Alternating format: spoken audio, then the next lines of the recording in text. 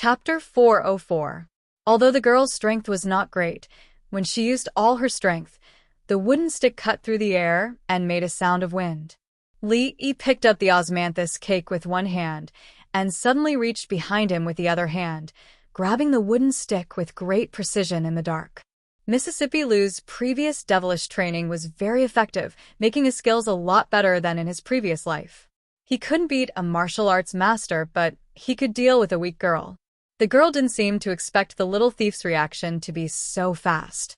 Her attack missed, and she subconsciously opened her mouth to scream. However, when she opened her mouth, a piece of osmanthus cake was stuffed into her mouth before the sound came out. "What are you screaming for in the middle of the night?" Li said impatiently and took a step toward the light outside. The sky was not completely dark yet, and standing outside, he could vaguely see the appearance. He thought that after Xiao Zhu saw him, even if she didn't jump excitedly, she wouldn't use the stick to greet him. But after a moment of shock, she shouted in a more shrill voice, "Ghost!"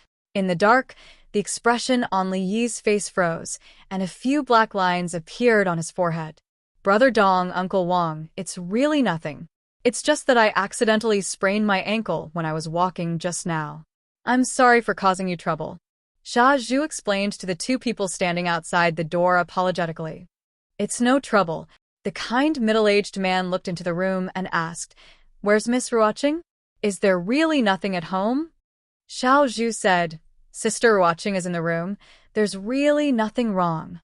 Xiao Zhu explained for a long time, and then the middle-aged man dispelled the doubts in his heart and said, "If there's anything, just shout, and we'll come immediately."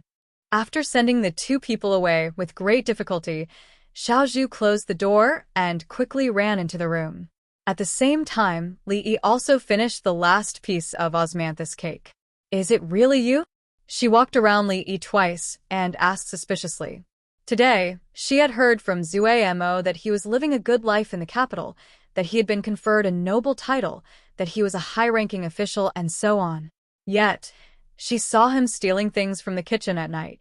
Xiao Zhu couldn't believe it no matter how hard she tried, which was why she had screamed earlier. "Apart from me, does anyone else know that you were bitten by a dog when you were a child?" When Li was sunbathing in the courtyard behind the Rui workshop, he often chatted with Xiao Zhu, who climbed up the wall, so it was very easy to prove his identity. Hearing this, the suspicion on Xiao Zhu's face disappeared, but it quickly turned into anger. "You still know to come back." Hearing this, Li was startled and couldn't react for a moment.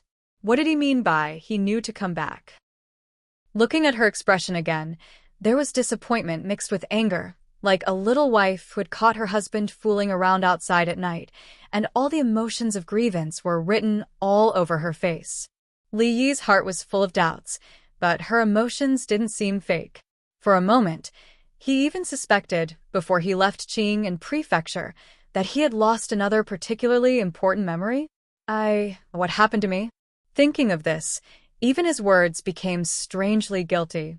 Xiao Zhu sat down angrily across from him and asked, "Do you know, how did Sister Ruoqing get through these days?" How did she get through?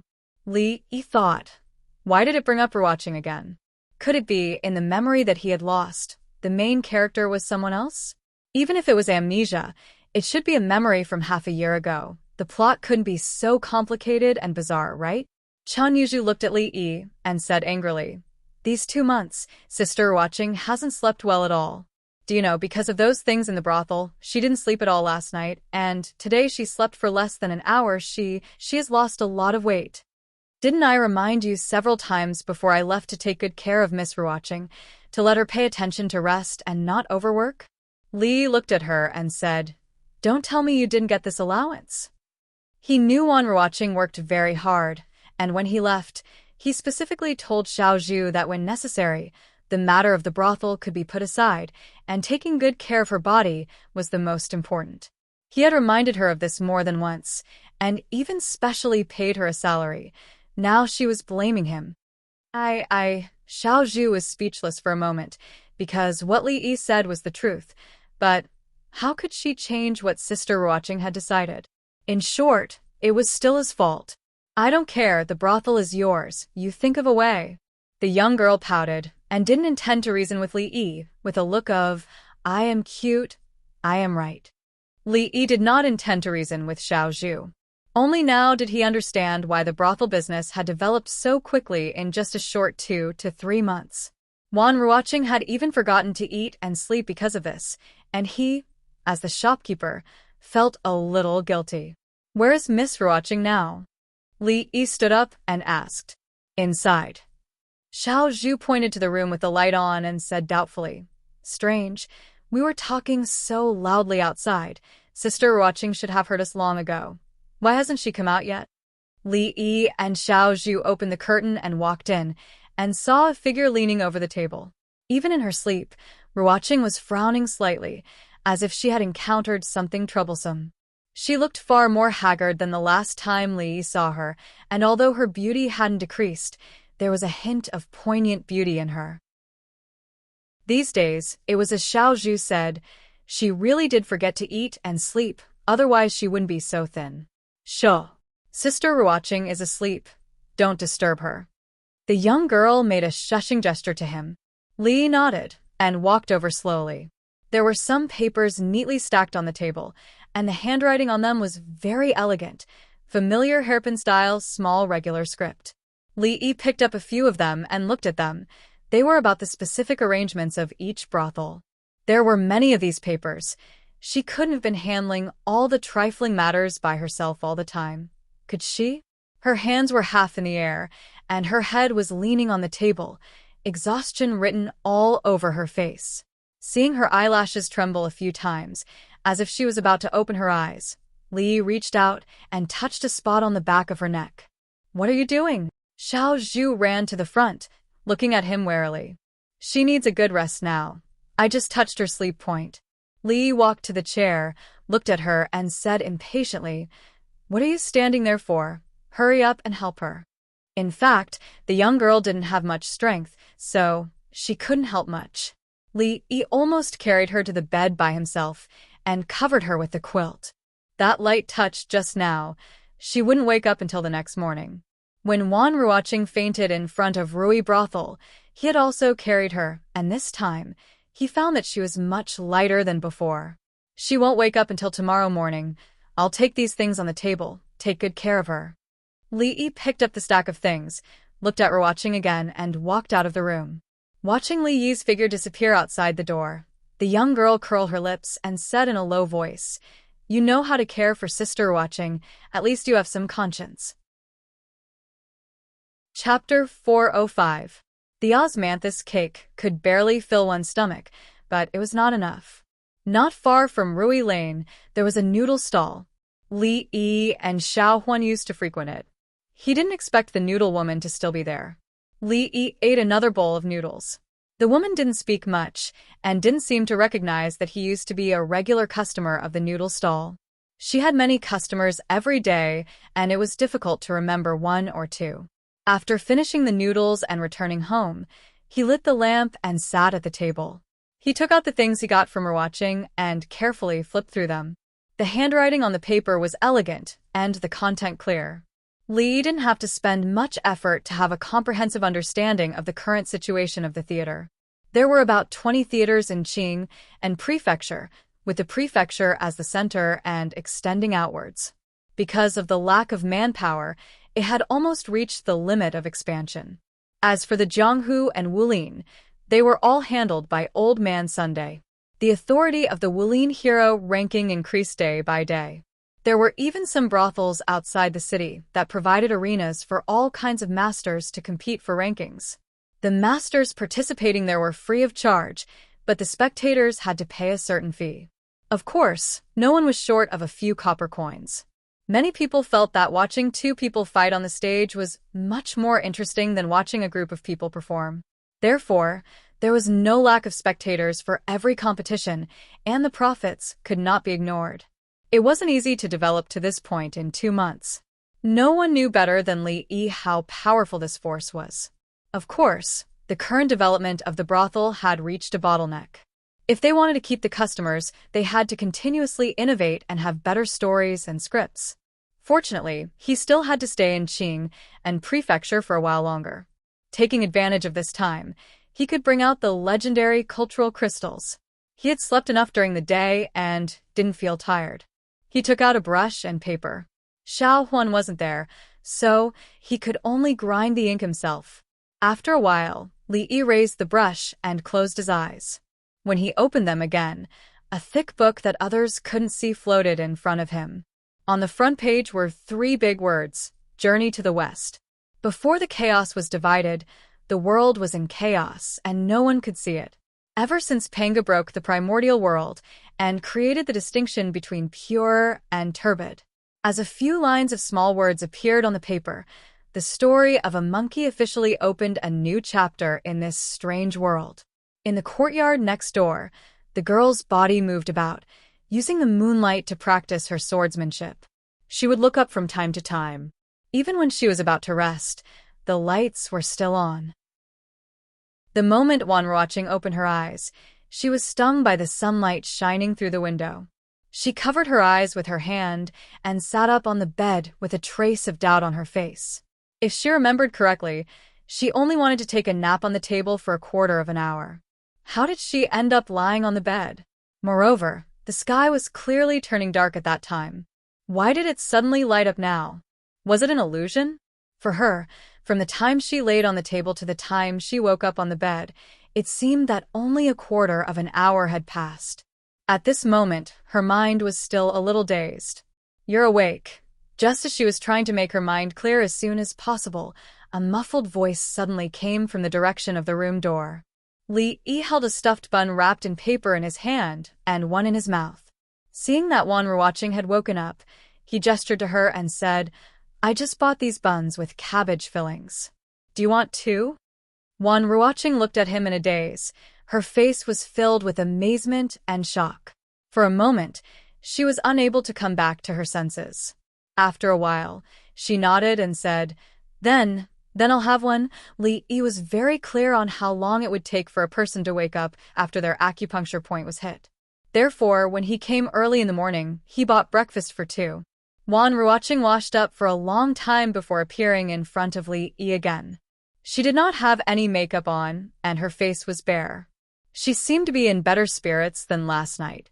For a woman, someone who could meet her without makeup must have treated her as a true friend. Li Yi was very pleased about this, although he could not tell what had changed on her before and after putting on makeup. "Sorry, I didn't know that you don't eat cabbage buns. Xiao Zhu has already gone out to buy new ones." Just now, when Wan Ruoqing was washing up in the room, Xiao Zhu took a steamed bun and nibbled on it. When she realized that it was stuffed with cabbage, she told Li Yi that Wan Ruoqing never ate steamed buns with this kind of stuffing. She then went out to buy breakfast again. Actually, Li Yi did not like cabbage buns very much. Unfortunately, he had stayed up all night copying books and got up a little late in the morning. The bun shop had sold out the other fillings, so he had no other choice. Wan Ruoqing smiled and took a bite of a bun. After a while, she looked up at him and asked, When did you come back?" "Yesterday." Li Yi wiped his hands and said, "I came here last night. You were asleep at the time, so I didn't wake you up." Wan Ruoqing somewhat regretted not insisting a little longer yesterday, but she quickly changed the topic and said, "The theater." Seeing that she was going to talk about the theater, Li waved his hand and said, "Don't worry about the theater for now. Rest well in the next few days. I'll take care of those things." The things he did related to the theater were only because he did not want to see the brothel close down at the time. He did not think about how big or how good it was. Although his thinking was different now, he could not make Ruoqing work so hard just because of this. Wan Ruoqing nibbled on the bun and did not know what to say for a moment. They had not seen each other for more than 2 months. She thought she would have a lot to say, such as asking how he was doing in the capital and if he would not come back in the future. However, when the words were on the tip of her tongue, she did not say them in the end. "I advise you to let it go. That person is having fun in the capital. Maybe he has long forgotten about the things here." Zingzuma walked in from outside with a food box in her hand. She would persuade Wan Ruoqing like this several times a day, but today she closed her mouth before she finished speaking. Looking at the back of the figure sitting across from Wanru watching, a trace of doubt and disbelief quickly flashed through her eyes. A moment later, Li took a sip of the porridge Zengzumo brought over with a spoon. He looked up at her and asked, "By the way, what did you say about having fun?" "Nothing." Seeing his indifferent look, Zengzumo gritted her teeth and said, "Where did you buy the porridge today?" Li suddenly asked. "What?" Zengzumo turned to look at him, feeling a little nervous for no reason. "Don't go to that store in the future. You can't even control the heat of ordinary porridge. Sooner or later, you will have to close. Eat it or leave it." Zengzumo snatched the bowl from Li's hand, put it back in the food box, and walked out angrily. "What's wrong with her?" Li looked at Wanru watching and asked in confusion. He did not offend her in any way today. Could it be that she was still holding a grudge over that misunderstanding? The first time they met was like this. Li felt that the boat of friendship between the two might be overturned. Wanru watching pondered for a moment and said, "Nothing. It's just that the porridge just now was made by Zumo herself." Chapter 406. Maybe it's because of the 2 cabbage buns just now that affected my taste. Li gulped down the plain porridge and said, "From a gourmet point of view, it's best not to eat anything messy before tasting delicious food. This porridge is very good. It would be nice if there was another plate of pickled vegetables or pickled cucumbers." Without participation, there was no right to speak. If this porridge was sold, it would be fine. He could judge it after spending money. It was not the behavior of a gentleman to eat and drink someone else's porridge and complain that it tasted bad. Although Li's definition of himself was not a gentleman, in order to save the boat of friendship between him and Zengzumo that was on the verge of collapse, he could only speak against his conscience. If Mississippi Lu was sent by God to go against him, making Li feel that he owed her something in his previous life that needed to be repaid in this life, then Li was extremely suspicious that Zengzumo had done something wrong to him in his previous life that caused him to ruin her things unintentionally every time. Before the two met, because of his negligence, he made a big mistake on the portrait of her and Mississippi Lu. Later, he was dragged to the Jade Courtyard by Li Xian for the first time and ruined her performance. Later, in order to avoid Mississippi Lu, he accidentally broke into her boudoir and saw everything that should not have been seen. In this way, she should have owed him a lot in his previous life. Of course, because of the last thing, when he faced Zengzumo, he actually felt a little guilty. In this era, if a man saw a woman's body, in order to keep her chastity, she would either marry him, kill him, or commit suicide. Of course, it was impossible to marry him. Li estimated that with her arrogant personality, she would definitely look down on him. At the same time, for the sake of his and her safety, the probability of the first event happening was 0. However, she neither wanted to kill him, nor did she force him to do so. Not only did she not mention that incident, but she also helped him cover up the embarrassment in front of Mississippi Lu. A real man must take revenge and repay kindness. That was why he sent her poems to help her compete for the top courtesan before he left. However, the whole story had just been learned from Wanru watching. Li could only bury his head in the porridge. He didn't even have time to wipe the cold sweat on his forehead. If Zengzumo hadn't redeemed her freedom before those poems were spread, she might still be in the fire pit of the Jade Yard. She might not even be able to get out for the rest of her life. That was to say, he almost accidentally caused a disaster again. Li secretly rejoiced in his heart. Fortunately, Zengzumo had foresight. If she had redeemed herself a little later, he really wouldn't have been able to repay the debt in this life other than dedicating himself to her and giving her the only 100 kilograms of flesh he had. So, at that time, she didn't even think about competing for the top courtesan. He was being overly sentimental. Not only did he not repay the favor, but he owed her even more, making her the absolute goddess in the heart of Qing and prefecture and even everyone who heard those poems. The star of this era, the national goddess that countless people would spend a lot of money just to see once, was also in constant trouble. Every day, she had to face countless crazy bees and butterflies. She didn't even dare to go out without a mask and sunglasses. Li Yi decided not to speak for the time being to avoid embarrassment. The white porridge in the bowl was quickly finished. He seized the portion that originally belonged to Xiao Zhu, trying to use eating as an excuse to shut his mouth. The embarrassed expression on Zheng Zimo's face eased slightly. She took this as a way for Li Yi to make amends. I'm back. It's too late today, and a lot of porridge shops are sold out. I ran half a street to buy it. Xiao Zhu came in with a food box. Seeing that Li Yi was already sitting at the table eating porridge, and then looking at Zheng Zimo sitting across from him, her little face couldn't help but change. However, when she learned that Li Yi had eaten up the portion that originally belonged to her, the smile on her face became bright again. She cast a grateful look at him. Finally, she had a good reason to eat the porridge she bought. In order to resolve the awkwardness between the two, Wan Ruoqing glanced at Zheng Zimo and said to Li Yi, "During this time, Zimo has also helped us a lot. She helped to draw the curtains and backgrounds of some plays." Zheng Zimo's power alone was limited. It was impossible for her to draw all the curtains and backgrounds of the theaters, but that kind of novel and unique painting had also attracted many customers for them. Zheng Zimo curled her lips and said, "It's not really a help.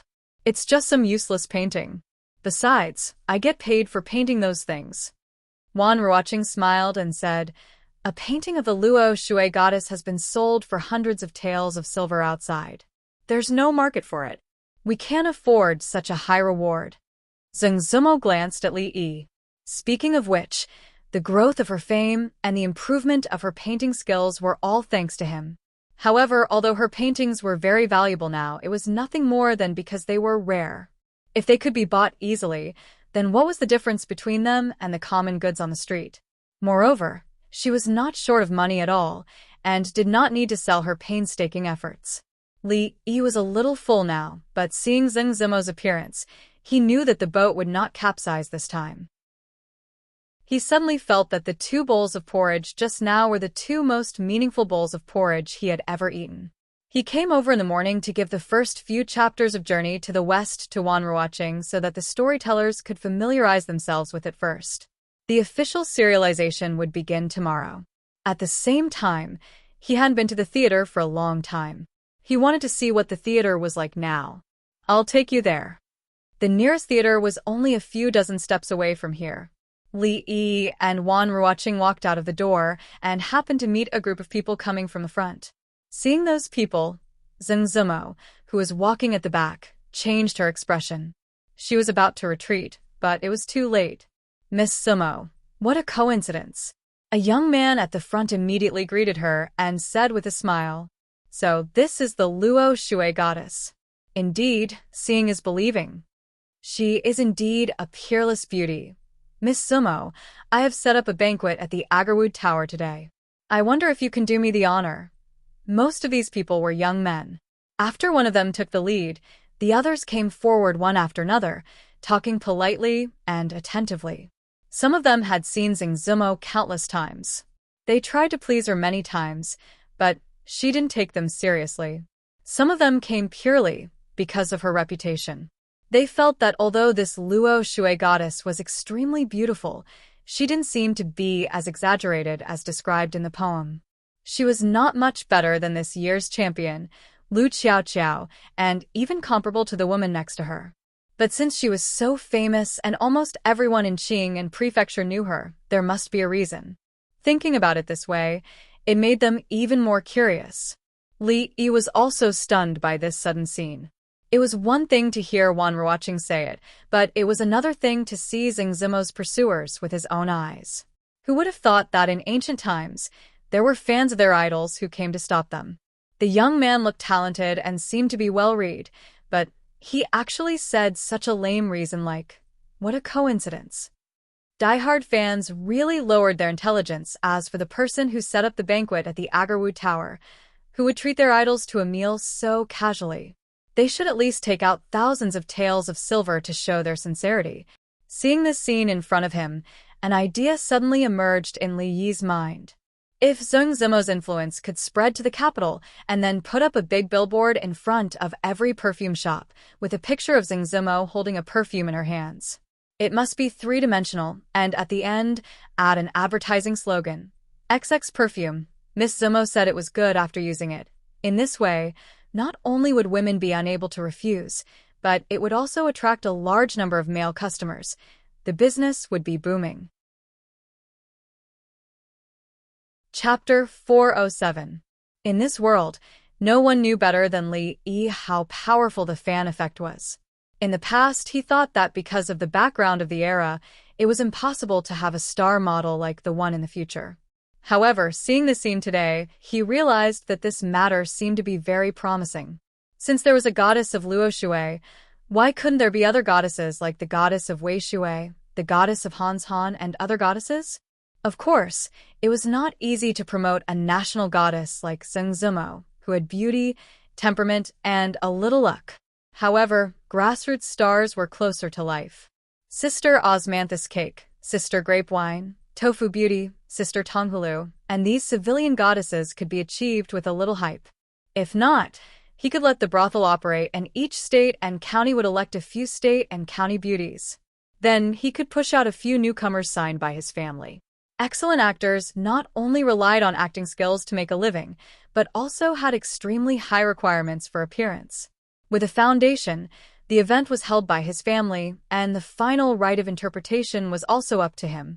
As for the result, it was nothing more than a matter of going through the process. When he became famous, he could endorse for those rouge, cosmetics, jewelry, and the like, cut ribbons, attend commercial performances, and so on. This was all a business without any cost. By the way, he couldn't let go of the goddess of Luo Shui. He had to sign her first, lest others take advantage of her. She had a good relationship with Wan Ruoqing. When the time came, he could play the emotional card, and the possibility of success was not small. After all, the reputation of the goddess of Luo Shui was ready-made. There was no need to invest any resources. This was a big advantage. Those who always wanted to take advantage of others generally couldn't take advantage of others. Li Yi only understood this after a long time. At this time, he only felt a slight tightness on one arm, and he could feel the softness and smoothness through a layer of clothes. He looked at Zeng Zumo, who came up to take his arm, and his brain was a little confused for a moment. What was going on? Watching the legendary goddess of Luo Shui, Miss Zumo, leave with a young man's arm, everyone stood there in a daze, unable to believe their eyes. Could it be that Miss Zumo was already taken? Except for husband and wife, who would do such a thing in public between a man and a woman? If heartbreak had a sound, Wan Ruoqing and Xiao Zhu would definitely feel that it was particularly noisy around them at this moment. However, they had no time to care about these people now. Seeing Li Yi and Zeng Zumo leave, they hurriedly followed. Only the group of young people remained in the same place. They all had different expressions on their faces, but the one thing they had in common was that the smiles on their faces were no longer there. She hadn't said anything just now, but she had said everything. How is this possible? Who is that person? Why haven't I seen him before? She is Lady Zui Emo, the goddess of Luo Shui. Many people were still unable to accept what they had just seen. Goddesses should exist high up in the clouds. Why did they have to descend to the mortal world all the time? A goddess marrying a man was a huge blow to them. It was likely that many people would leave the fan club because of this. Li Yi was stunned for a moment before he immediately understood what had happened. Of course, Zeng Zumo couldn't have suddenly fallen in love with him and wanted to force a confession. The only explanation was that she wanted to get rid of these crazy bees and butterflies and used him as a shield. However, how could she not ask for his opinion? A shield also had dignity. Don't move. This is all your fault. It should be solved by you. Sensing that Li Yi wanted to pull his hand out, Zeng Zumo whispered, and at the same time, she used some strength in her arm. Li Yi stopped moving around to avoid accidentally touching something he shouldn't. If he moved again in this position, Zeng Zumo would definitely think that he wanted to take advantage of her. Fortunately, they were only a few dozen steps away from the theater. When the two walked in from the back door, Zeng Zumo immediately let go of him. Wan Ruoqing walked over from behind and looked at Zeng Zumo, not knowing whether to laugh or cry. She said, "You forget it. This is indeed the most effective way. Seeing that Zhengzimo was actually looking at him proudly, Li Yi was quite speechless.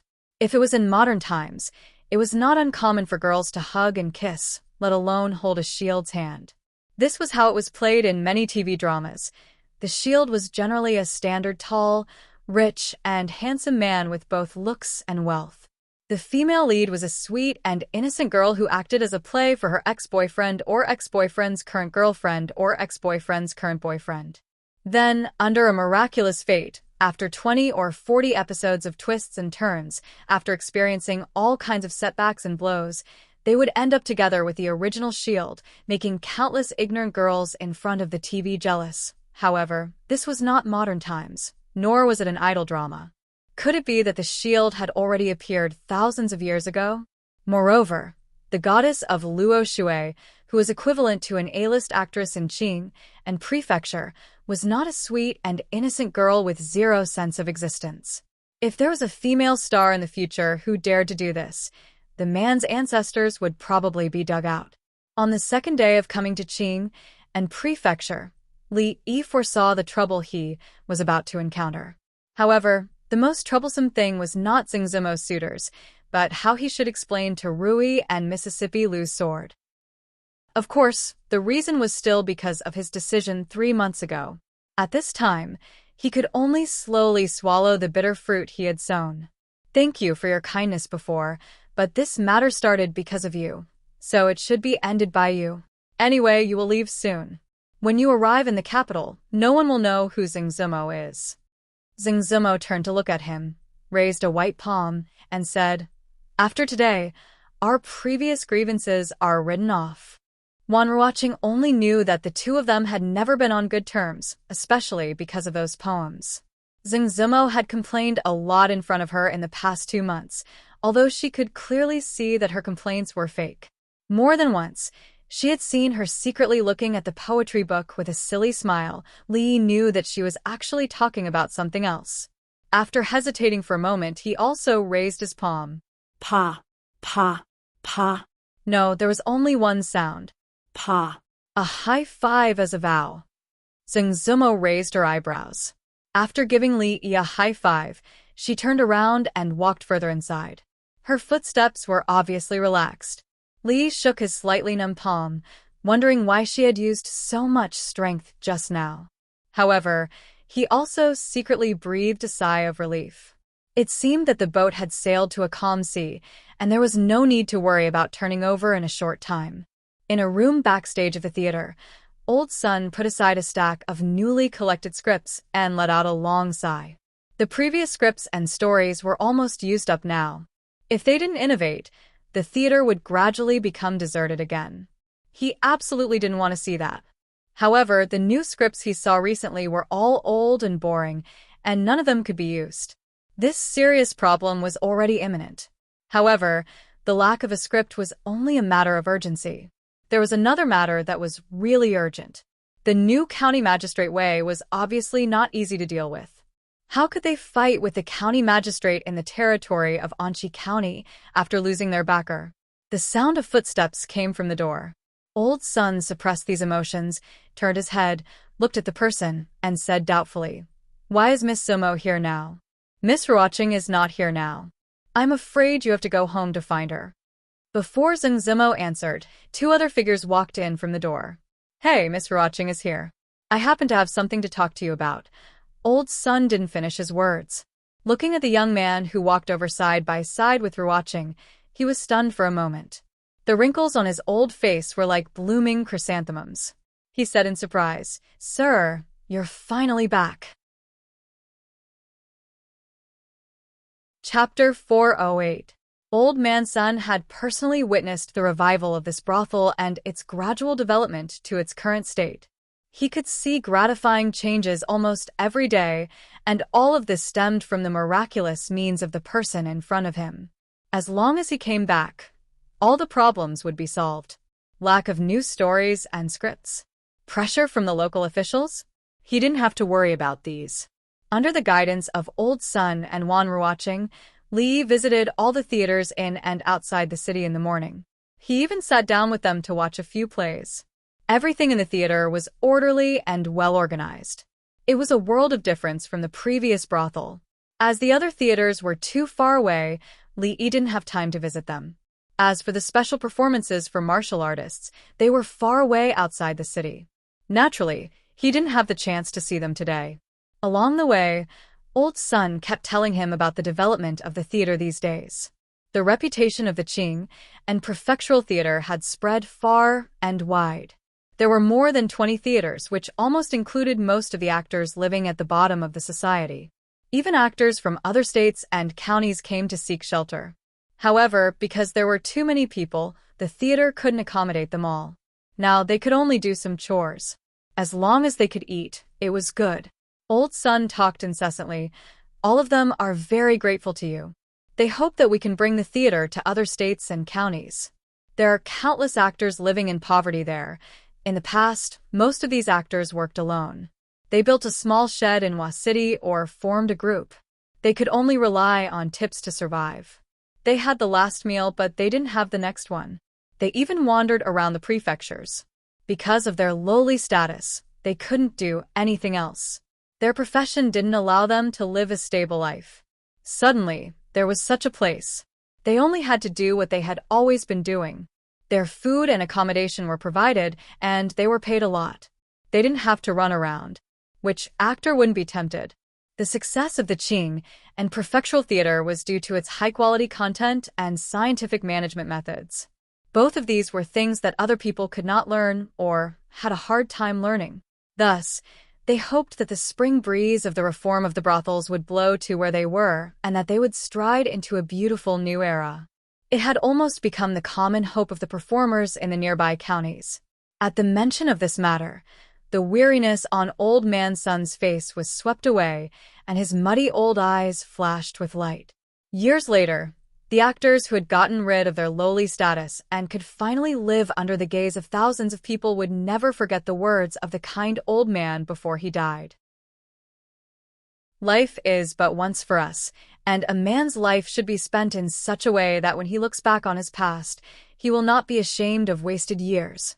Nor will he be ashamed of meanness and vulgarity, so that at the moment of his death he will be able to say, "All my life and all my energies have been given to the greatest cause in the world, the struggle for the liberation of all actors." That old man was their enlightener, their forerunner. He would be remembered in history and become a god in the hearts of generations of actors. Lee nodded. He agreed with Old Sun's words.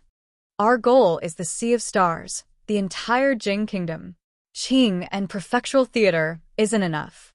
I will stay here for the next few days and help you take care of things here. When this place is completely stabilized, some of us will continue to develop in the neighboring counties. The others will go to the capital. That will be our new starting point. The capital? Old Sun paused for a moment and nodded. He agreed with Li Yi's decision. Although Qing and prefectural was prosperous, it couldn't compare to the capital. Furthermore, it was the capital of the Jing Kingdom. It had great significance. If they could take root in the capital and lead the trend, it would naturally be easier to infiltrate other places. Sir was indeed a sir. His knowledge was far beyond what he could compare. Old Sun had already decided that he had to go to the capital personally. He had spent half his life wandering around. It made no difference to him whether it was Qing and prefectural or the capital. Under these circumstances, he had to choose the place that needed him the most. Li Yi and Old Sun discussed the next step of the plan in more detail. Wan Ruoqing would sometimes express her opinion on the side. Suddenly, the three of them heard a strange sound at the same time. Li Yi turned his head and looked in the direction of the sound. Zheng Zimo's pretty face was red. She never drank the porridge she cooked herself. She didn't eat anything in the morning, and she had been walking around with them for more than 4 hours. She was already tired and hungry. Speaking of which, I'm hungry too. Let's go eat first. Li Yi broke the awkwardness with one sentence. Okay, Zheng Zimo said immediately. It's noon right now. The restaurant must be very busy. We can't find a place in a short time. It should be faster if we cook some simple dishes ourselves. Wan Ruoqing thought about it and suggested. Although Zengzimo was very hungry, she thought that what she said made sense. She had to endure a little longer. Why don't we go to my house? Wan Ruoqing and Old Sun were both great contributors to the theater. They were the most important veterans. Li felt that it would be more sincere to invite them to his house for dinner. Moreover, it would be more convenient to discuss the future development of the theater at home. As for Zengzimo, it would be to repay her for the porridge in the morning. Let's go to the restaurant. Zengzimo heard this and immediately shook her head. Wan Ruoqing hesitated and also said, "Why don't we go to my place? It might be more convenient." "It's not convenient. There is no one at home anyway. I have to cook if I go back alone." Li Yi waved his hand and said, "It's decided." Strangely, the two women didn't raise any objections this time. As for Old Sun, eating was a small matter for him. It didn't matter where they ate. He also wanted to talk to Li Yi about the development plan of the theater. He bought 2 candied haws on the roadside for Zengzimo to eat first. On the way back, he also bought all the necessary ingredients. When the 4 people walked into the yard, Zengzimo looked around. She only saw the girl named Yang Liuqing cleaning the yard. There was no one in the house. For some reason, her heart quietly relaxed. "Uncle, you're back." Yang Liuqing put down the broom, first bowed to Li Yi, and then slightly gestured to Wan Ruoqing and the others. Some children worked in the theater. She naturally knew Old Sun and Wan Ruoqing. She had also seen Zengzimo a few times, but she didn't talk much. "Put these in the kitchen first. I'll go change clothes." Li Yi handed the things in his hand to her, then turned to Wan Ruoqing and said, "You guys do as you please. You must be tired after walking all morning. Go inside and rest for a while. I'll come out soon." They were all old friends, so there was no need for formalities. Wan Ruoqing and Zengzimo were already used to him being like this. It was Old Sun, who looked a bit restrained. "You guys go in and rest. I'll go help in the kitchen." Seeing Yang Liuqing enter the kitchen with the dishes, Wan Ruoqing also followed. "I'll go too." Zengzimo thought about it and immediately followed. Old Sun, of course, would not join in the fun. He sat on a stone bench in the yard, looking at the distant sky, and fell into deep thought. His Excellency was right. He had to look further. The capital was a new and most suitable starting point. Their ultimate goal was not Qing and prefecture or the capital, but the entire Jing kingdom. Even other countries could be considered. Chapter 409. Seeing that Li Yi had changed his clothes and walked out of the room, Old Sun immediately greeted him. In just a short while, he had formed a few preliminary ideas in his mind. "Old Sun, you rest first. I will go and cook. If there is anything, we will talk about it later." Seeing Wan Ruoqing's figure appearing in the kitchen, Li Yi waved his hand and then walked to the kitchen. Here, he was the host and Wan Ruoqing and the others were guests. There was no reason for the host to let the guests cook at home. Cook. Old Sun was stunned in place. How could a man do a woman's thing? In his heart, Li Yi was a godlike man. Imagine the scene of his god wearing an apron, humming a tune in the kitchen and chopping pig bones. He was old and couldn't bear such a psychological gap for a while. The dull expression on Old Sun's face did not recover for a long time. Not seeing Old Sun, who was stunned, Li Yi walked into the kitchen and saw Yang Liuqing and Wan Ruoqing busy at the stove. Zengzimo squatted down and peeled a good green onion into pieces. Li Yi hurriedly grabbed it from her hand. From the bowl of porridge she cooked in the morning, it could be seen that this Miss Zimo was the same as his second Mississippi. They were both little fairies who did not do any chores. Fairies should be floating in the sky. Such vulgar words as peeling green onions to cook were not suitable for fairies. Okay, you go outside and rest. We will be fine here." Li Yi waved his hand at her. It was enough to have Wan Ruoqing and Yang Liuqing to help. He didn't know how long it would take for him to cook a meal for 5 people. He had to find 2 people to help. There was no need to talk about Wan Ruoqing. Since the osmanthus cake was so delicious, how could her culinary skills be bad? As a wandering heroine, Yang Liuqing's ability to survive was definitely much better than ordinary people. It was not a problem for her to help out a little. At least, She would not peel a green onion until it was only as long as a little finger. Zengzumo was a little annoyed to see him chasing away flies. She crossed her arms and stood to the side. She wanted to see how a man like him did these kitchen things. He had reached the pinnacle of both the Tao of poetry and the Tao of painting. Being able to see a side that he was not good at made him feel quite satisfied. However, it didn't take long for her to disappear. As a woman, she couldn't help but feel ashamed. Even Wan Ruoqing was a little surprised.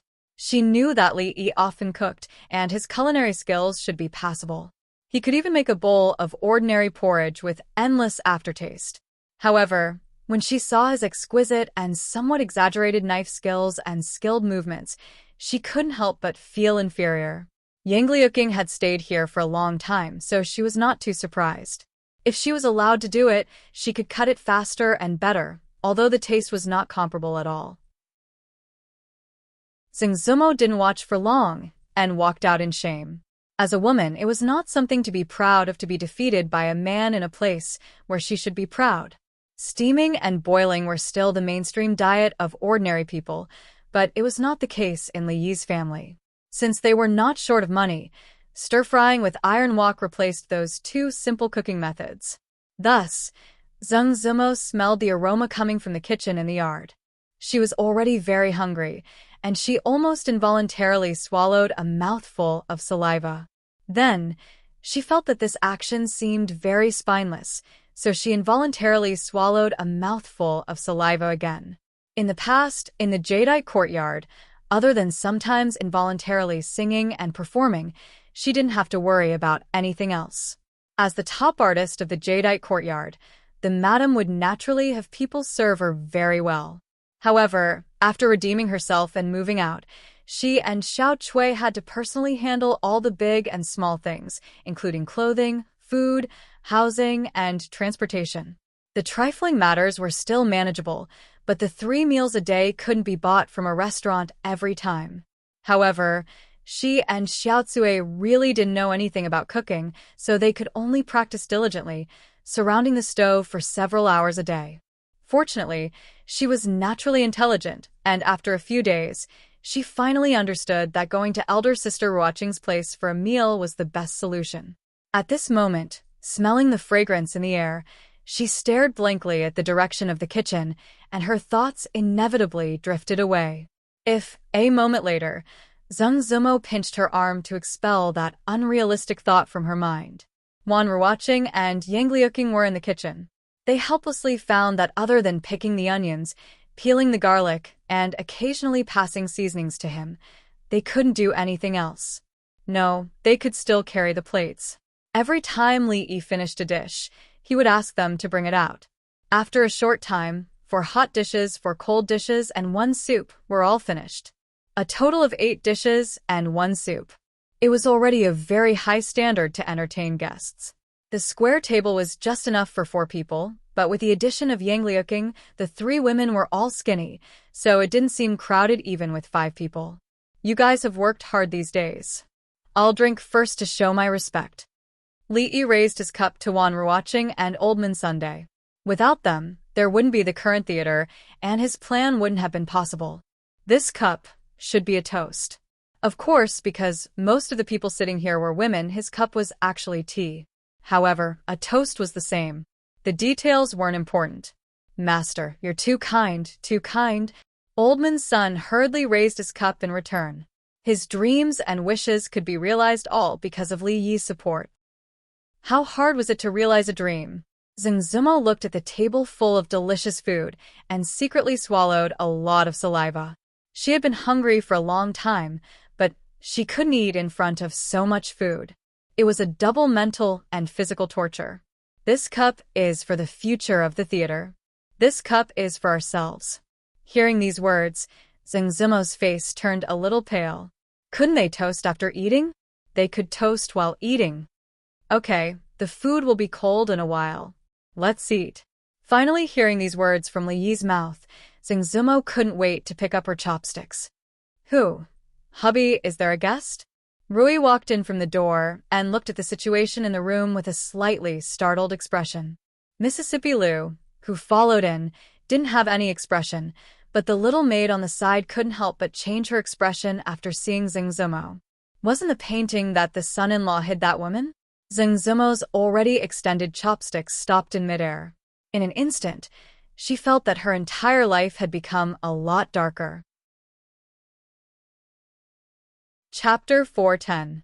Zengzumo swore that except for the half-moldy steamed bun that she picked up in the kitchen after being hungry for 3 days in the musical house when she was a child, this was the most delicious meal she had ever eaten in her life.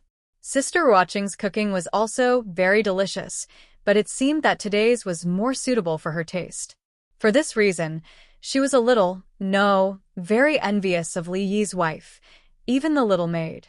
When she was very young, even if there was only one unmoldy steamed bun to eat, she would feel very happy, thinking that it would be good if her whole life could be like today. Later, she was chosen by the Madam of the Jade Courtyard, who took her to Qing and Mansion. Since then, she never lived such a hard life again. As the top artist of the Jade Courtyard and the money tree of the Madam, she naturally had no lack of luxurious clothes and good food, and was pursued by countless people. However, after that, no delicacy, for her, could compare with half a moldy steamed bun. So Li Yi was very curious why she could have tears in her eyes when eating a meal. Was it because the food he cooked was so delicious that she couldn't help being moved to tears? Li Yi felt that this was the greatest respect for the fruits of his labor, much more than Mississippi Lu's behavior of robbing him of food every time. So when Zengzumo was about to leave, Li Yi also invited her to visit his home when she was free. After living 2 lives, this was the most fulfilling cooking experience for him. Of course, this time, Mississippi Lu did not rob him, because she, Rui, and Xiaohuan did not sit at the same table with him and others. Yang Liuqing also went to their table. Li Yi happened to be discussing the theater with Old Sun and Wan were watching during the meal. Your Excellency, after I go back, I will try to interview in several theaters according to what we just discussed. Old Sun's focus was not on whether the food was delicious or not, but on the matter of the brothel. This matter is not urgent. I will write a few new stories in these days, and when we attract enough guests, the effect will be better. Old Sun nodded repeatedly and asked tentatively, Then, what about Master Wei? Li Yi smiled and said, Just do what you need to do. I'll take care of the rest.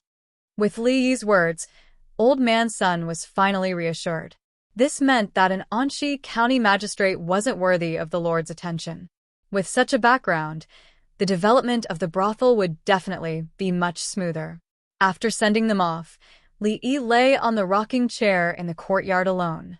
While closing his eyes to rest, he was also thinking about something. The brothels in Qing and Fu were actually just an unintentional decision he had made a few months ago. At the time, he did have the idea of creating something like the entertainment industry in ancient times, but it was only to satisfy some of his interests. However, he gradually realized that the purpose of the brothel seemed to be more than just entertainment. It could also be used for many other things. It was like an invisible blunt knife. It looked rusty, but hid a dazzling sharpness. The trip to the capital made him more aware that he needed to do something or prepare something. Although the token in his arms was useful, it was not his. Others could take it back with a word or a thought. How could he have peace of mind when he had something that truly belonged to him? Wulin hero ranking Wulin, Jianghu. Li Yi's index finger lightly tapped on the armrest of the rocking chair.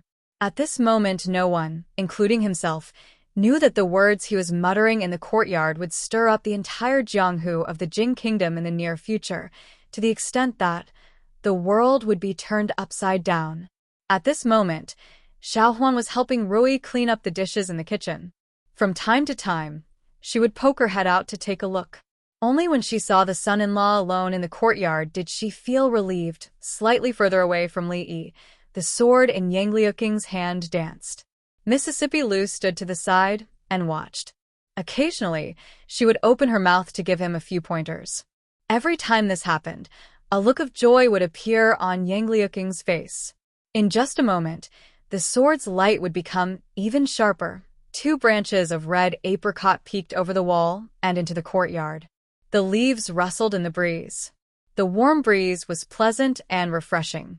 Li turned over and immediately felt much more comfortable.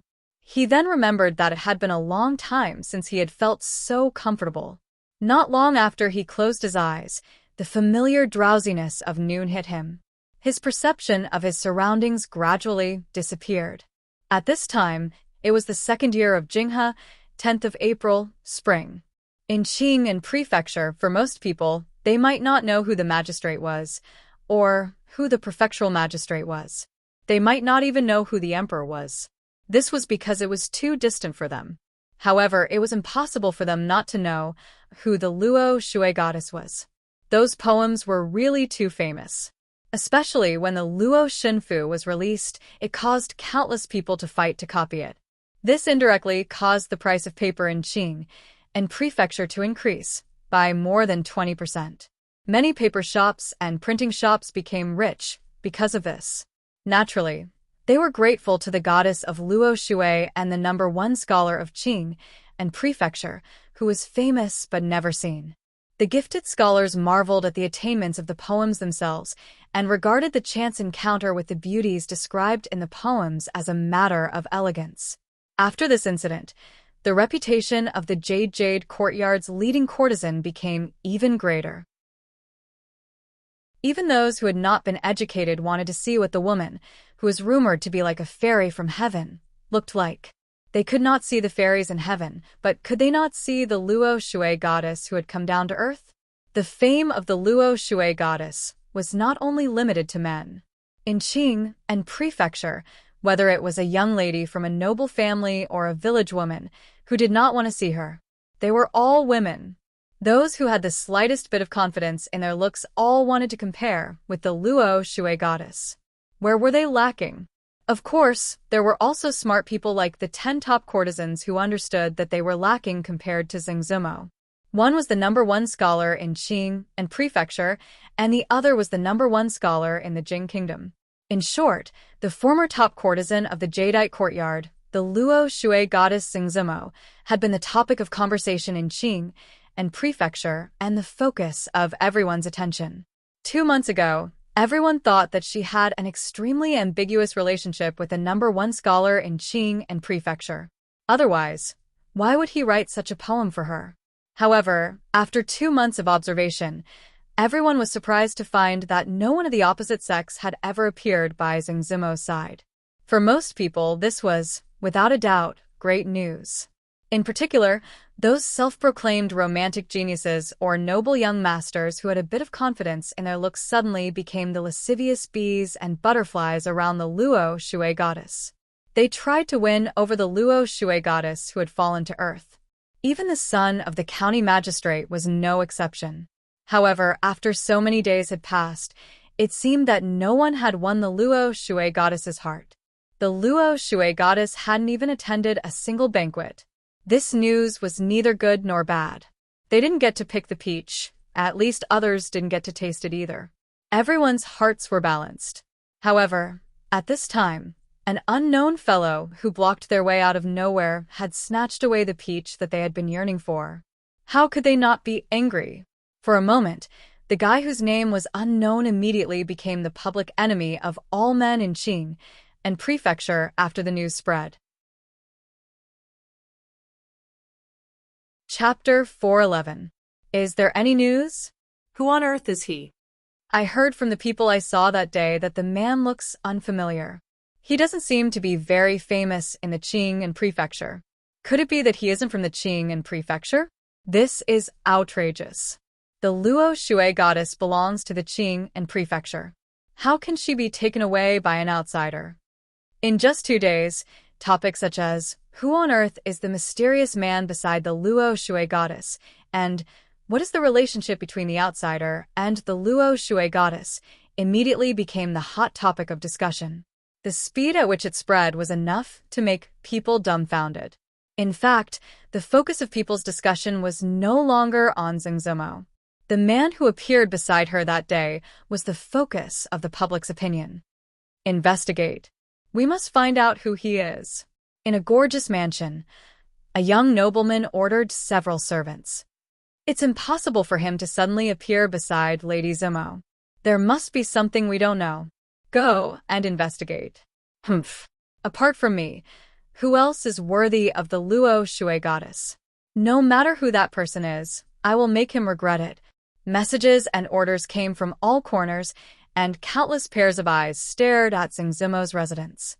However, other than occasionally seeing her go out to the theater or go to another woman's residence, they didn't find anything suspicious. The man seemed to appear out of thin air and then disappeared into thin air, completely disappearing from everyone's sight. Li Yi didn't disappear.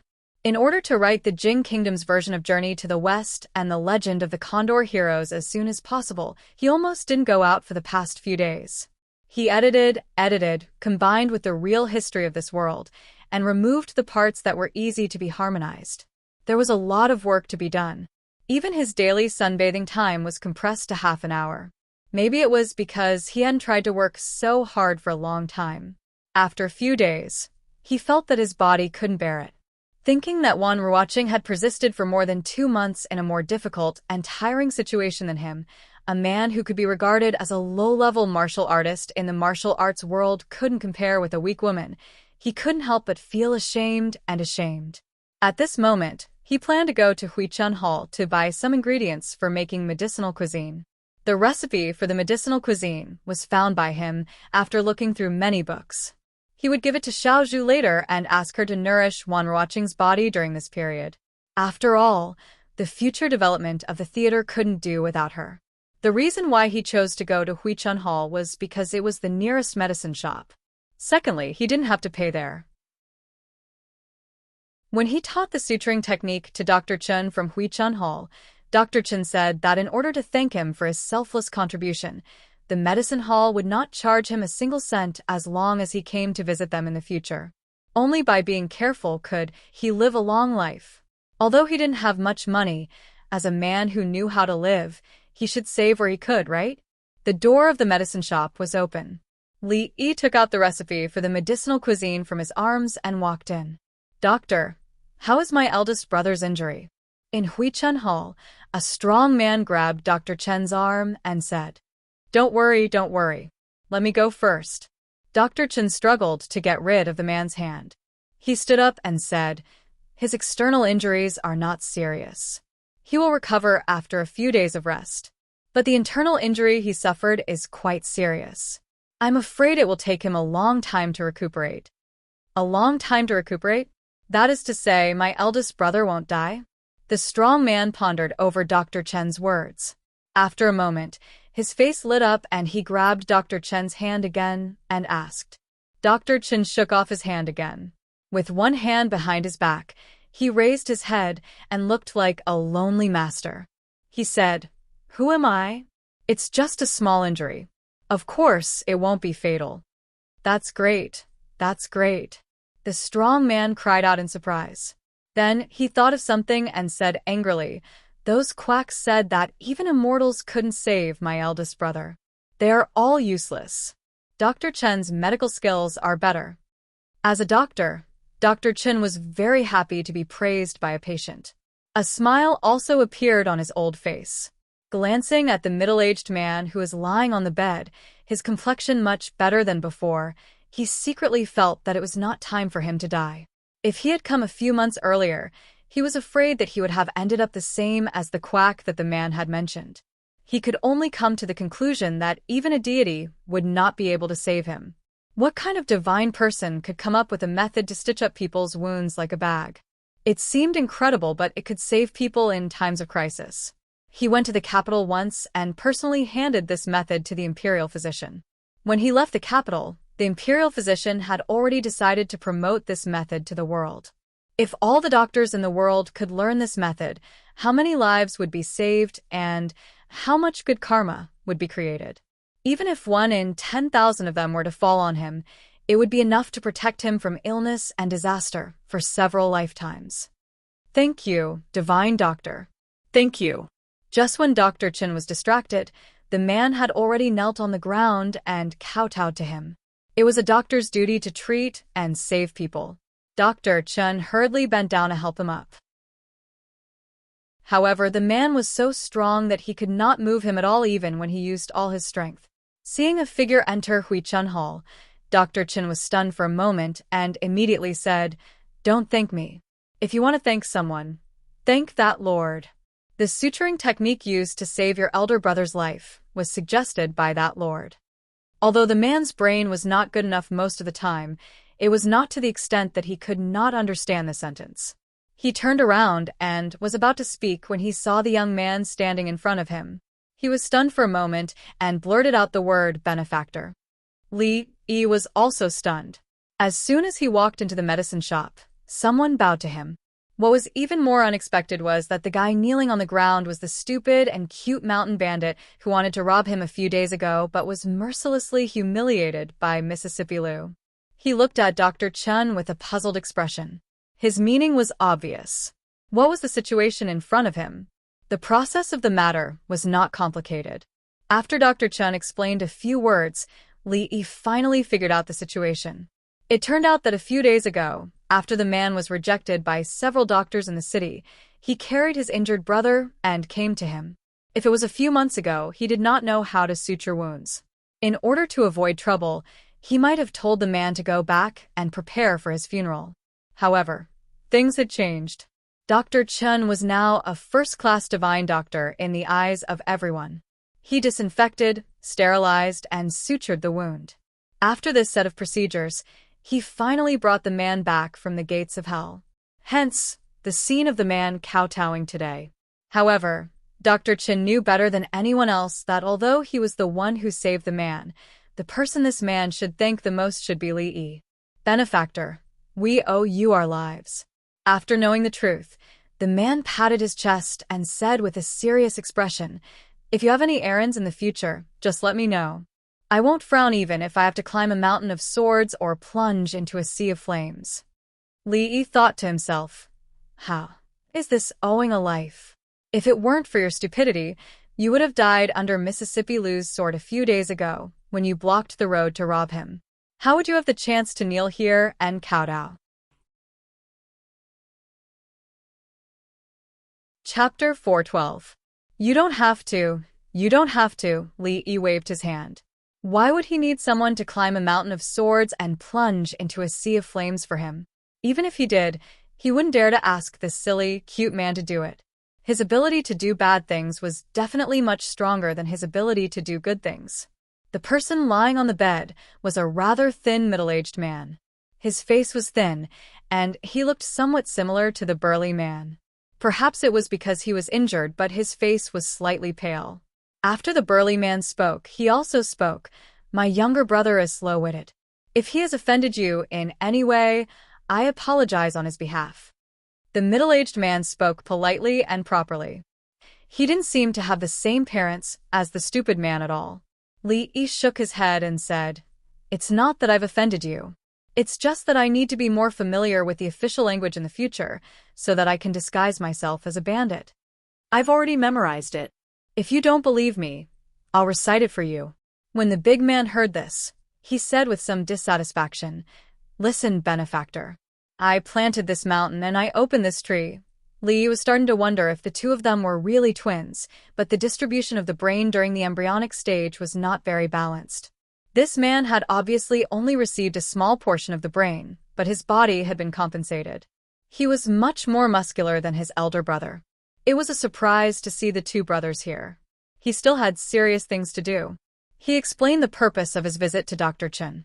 Dr. Chen immediately ran to the counter to get the medicine and asked if he could keep a copy of the prescription for the medicinal diet for later study. It was just an ordinary medicinal diet prescription. In the future, there were all kinds of dietary supplements that could be found everywhere. Li Yi had just picked one out of them. Perhaps any old Chinese medicine doctor's prescription was not worse than this one. If he wanted to study it, let him be. Watching Li Yi take the medicine and leave Huichun Hall, the big man's expression was a little regretful. He was not a person who didn't know how to repay kindness.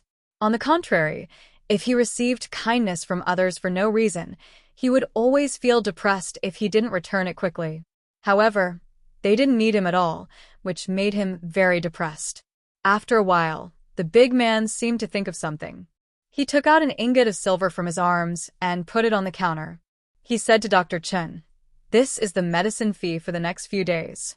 If it's not enough, I'll think of another way." Dr. Chen smiled and pushed the silver back and said, "Since you're a friend of young Lord Li, if I accept the silver, I'm afraid I'll be punished. In the future, you can take the medicine and boil it here. Don't mention the medicine fee again." Huichun Hall had been open for dozens of years, so it must have accumulated a lot of money. Dr. Chen was not short of these few taels of silver.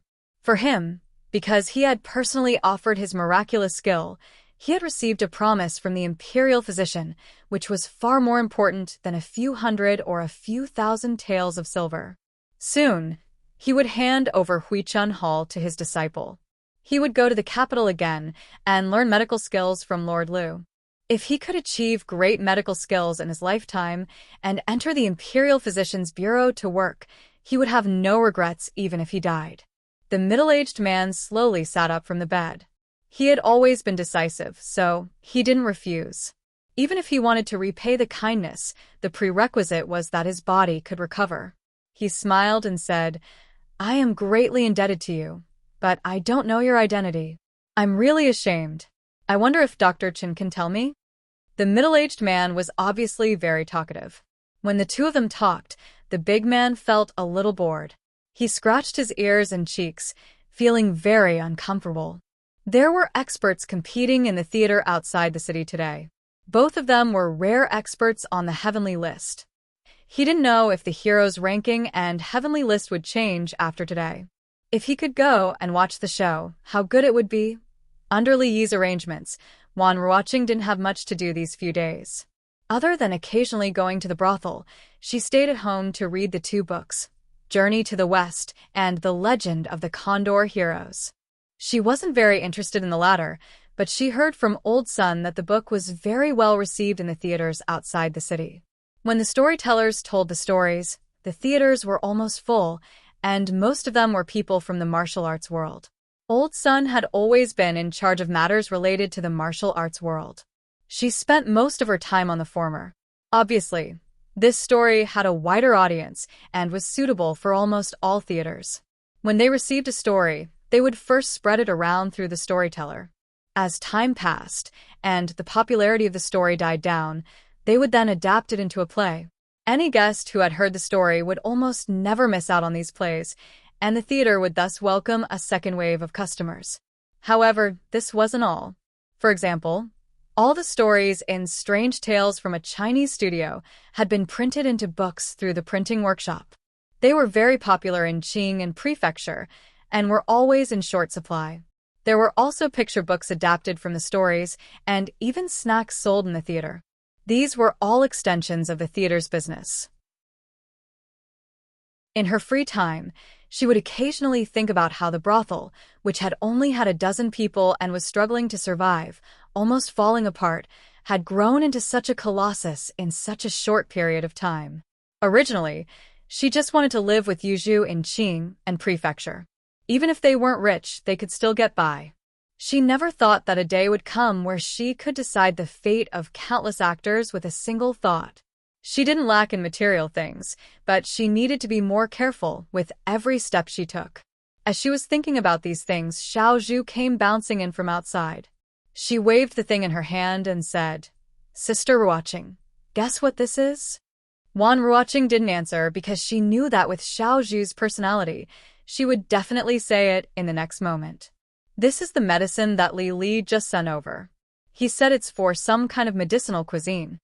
Xiao Zhu put the thing in her hand on the table and said, "This time, he told me to take good care of you. You're not allowed to sleep late, and you're not allowed to care about the things in the theater.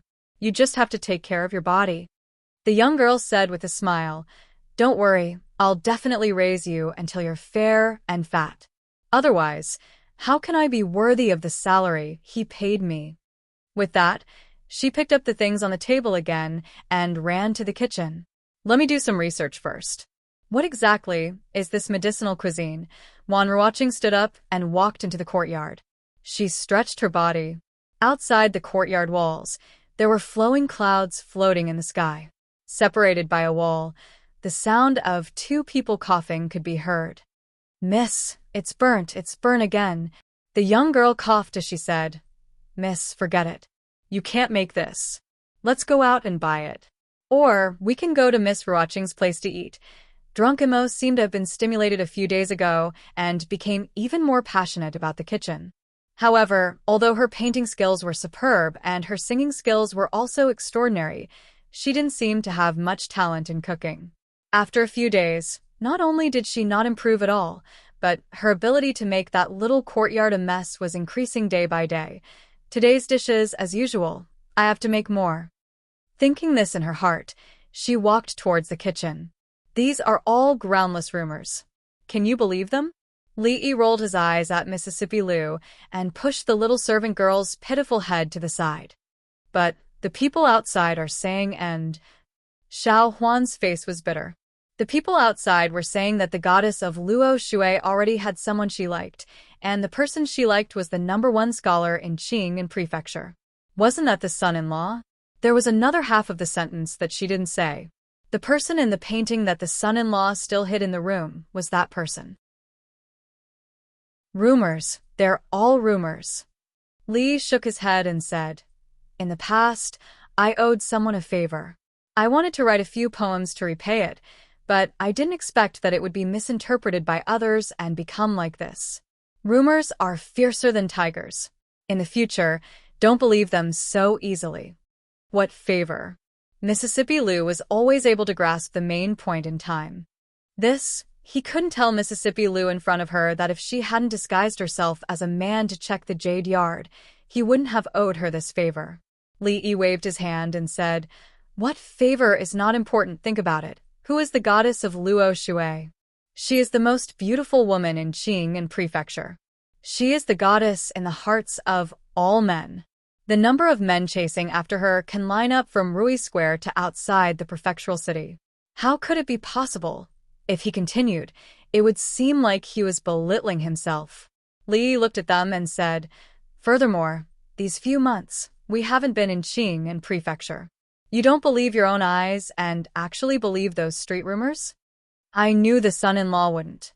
The little servant girl's eyes immediately turned into crescent moons and dimples appeared at the corner of her mouth.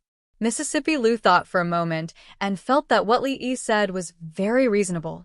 She then looked at him and asked, "The most beautiful woman in Qing and Prefecture?" He shouldn't have said all this to them just now, especially to Mississippi Lou. He didn't even know what she was focused on. He had to go and talk to Rui.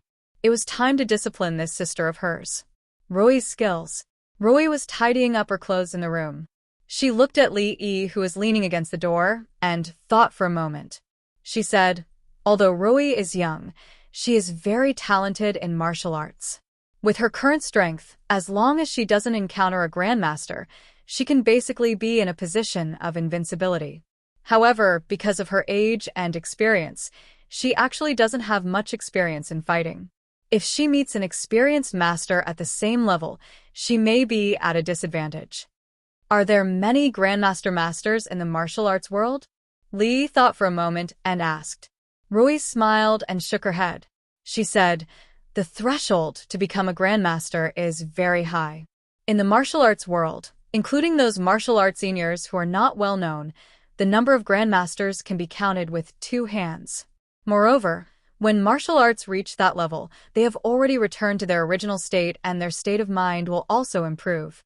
They rarely fight with others, so the possibility of meeting them is too small." With this, Lee was relieved.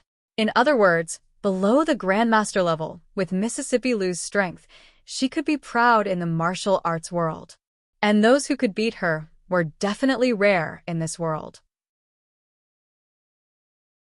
The probability of meeting them was not much higher than winning the lottery. Then let her be. Mississippi Lou always had excess energy. It was better to find a place for her to vent than to let her find trouble with him. The Wulian hero list produced by the theater now had a lot of credibility and authority in the martial arts world, and was recognized by many people in the martial arts world. Of course, after a few months, the current rankings had already undergone earth-shattering changes. Naturally, there was no change in the Grandmaster list. Those mysterious martial arts legends had long been recognized by the public. No one would be confident enough to challenge the names on the list. However, the Heaven ranking was just below the Grandmaster ranking and was also the most important and eye-catching ranking of the Wulian Hero ranking. It changed almost every few days, and new names would appear on it from time to time. The original rankings on it were also constantly changing. The martial arts competition in the martial arts world was popular because of this list. Everyone was proud of having a ranking on the hero list. Every day, there were people in the theater who would classify and organize the information collected to ensure the timeliness and fairness of the list. There were even storytellers who turned the ranking battles into wonderful stories. Those in the martial arts world who did not have the chance to see the battle with their own eyes were also satisfied. It also made Oldman's son and the others count money until their hands were cramping. However, no matter how the ranking on the list changed, the first place of the Heaven list still belonged to a woman. Although that position originally represented strength and status, when other people increased their ranking through battle after battle, they never saw the first place of the Heaven list. Even when someone announced that they wanted to challenge the first place never responded. As time went on, naturally, there would be many discordant voices. Especially those who were ranked at the top, they probably had some complaints. Some people even secretly talked about the shady business of the list, saying that the first place of the Heaven list did not live up to its name and should be replaced as soon as possible. Otherwise, it would be unfair. Mississippi Lou heard two people in the martial arts world talking about this when she was shopping one day. At the same time, it was also the first time she heard that the theater outside the city actually provided a place for martial arts people to compete and learn from each other. The ranking was determined by victory and defeat. She had long been dissatisfied with the fact that her name was not on the list. The next day, she single-handedly defeated the 9th place of the Heaven list, a master who happened to be in Qing and Prefecture. She entered the top 10 of the Heaven list in her first battle. Ever since the World of Martial Arts Hero Ranking Board was released, there would be an unknown dark horse who would appear once every few days. They would defeat powerful players who had been famous for a long time and charge into everyone's sights, but this was the first time someone had defeated someone in the top 10 of the Heaven Ranking Board. Considering that the 9th place did not even last for the time it took for a stick of incense to burn before he surrendered, the person in charge of adjusting the ranking temporarily put her in the 5th place. It was also at this time that the people knew her name, Lu Rui. They were both extremely skilled in martial arts, had a similar name, and were both in Qing and Prefecture. They would not believe that she did not have a relationship with the first place of the Heaven list, Lu Rui. This news was quickly verified. This time, no one said that the first place of the Heaven list was undeserved. The younger sister was so powerful. How bad could the older sister be? If anyone still had doubts, they would first defeat the 5th place of the Heaven list. The reason why she was ranked 5th was because the 3 people in front of her were not in Qing and Prefecture. Perhaps even those 3 did not have absolute confidence in defeating her. There was no need for the theater to deliberately promote her. This heroine Lu, who came out of nowhere and had both beauty and strength, became the hot topic of discussion in Jianghu in a few short days. Chapter 413. Topics related to the Luo Shui goddess had gradually died down in Qing and Prefecture. When they learned that the man she held that day was the well-deserved #1 scholar of Qing and Prefecture and even the #1 scholar of the Jing Kingdom, everyone's attitudes were completely different from before. After all, before Zheng Zimo was the Luo Shui goddess, when she was only a leading artist in the Jade's courtyard, she seemed to have an unclear relationship with that person. The reason she had the title of Luo Shui goddess was because of that person's Luo Shui goddess Fu. The goddess belonged to someone else. Even if they were envious and jealous, they could only be envious and jealous. In terms of literary talent, the scholars of Qing and had already been beaten black and blue by that person. Even when it came to poetry, they felt tired. There was a mountain in front of them. No, there were countless mountains blocking their way. Any one of them was a height they could never climb in their entire lives. Under such circumstances, who would have the heart to climb a mountain? This directly caused countless scholars of Qing and to no longer have any interest in poetry. Most of their energy was placed on history and essays. It made Professor Feng smile in his sleep. Poetry was a small path. As scholars, they should focus on the imperial examinations. They could not lose sight of the bigger picture because of small gains. Who would have thought that something he had advised countless times to no avail would be solved by that kid with a few poems? According to a few professors of the prefectural school, Professor Foam was overjoyed and immediately composed a poem. When he raised his eyes and saw the bright moon collection that a student had placed on the table, his face immediately darkened and he burned his poem. Because Li Yi's most famous poem was Shuadiao Gadu, almost everyone in Qing and prefecture could recite, "When will the moon be clear?" Holding a cup of wine, I asked the blue sky. Some busybodies took the first two words and named his poem, Collection of Bright Moon. Li never participated in poetry competitions and did not interact with the scholars. Naturally, he could not deny this. Over time, everyone tacitly agreed. Other than his literary talent, he was also the former Anxi County lieutenant. Now, he seemed to have been transferred to the capital. Although his official position was not known, he had been favored by the emperor when he was still in Qing and prefecture. Now, it was likely that he would go one step further. Although no one knew why he had returned to Qing and prefecture, he was still someone most people had to look up to. No matter how they compared themselves to him, it was a sad thing. Everyone felt depressed in their hearts, but they had to admit that they were impressed. Of course, not everyone thought that way. What #1 scholar in Qing and prefecture? Can scholars be eaten? In the Yichuan brothel, a young nobleman lay on a soft mattress in one of the rooms. In his arms was a beautiful woman that the brothel had recently promoted. The young man's hand groped the woman's pokey curves as he said, even if he was the commandant of Anxi County, that was only in the past. So, what if he went to the capital? He still came back with his tail between his legs. What does Miss Sumo see in him? Yes, young master is right. A skinny young man who was dressed like a servant nodded and said, Anxi County is young master's territory. Even if you're a dragon or a tiger, you'll have to bow down to him. That goddess must be blind to actually. Shut up.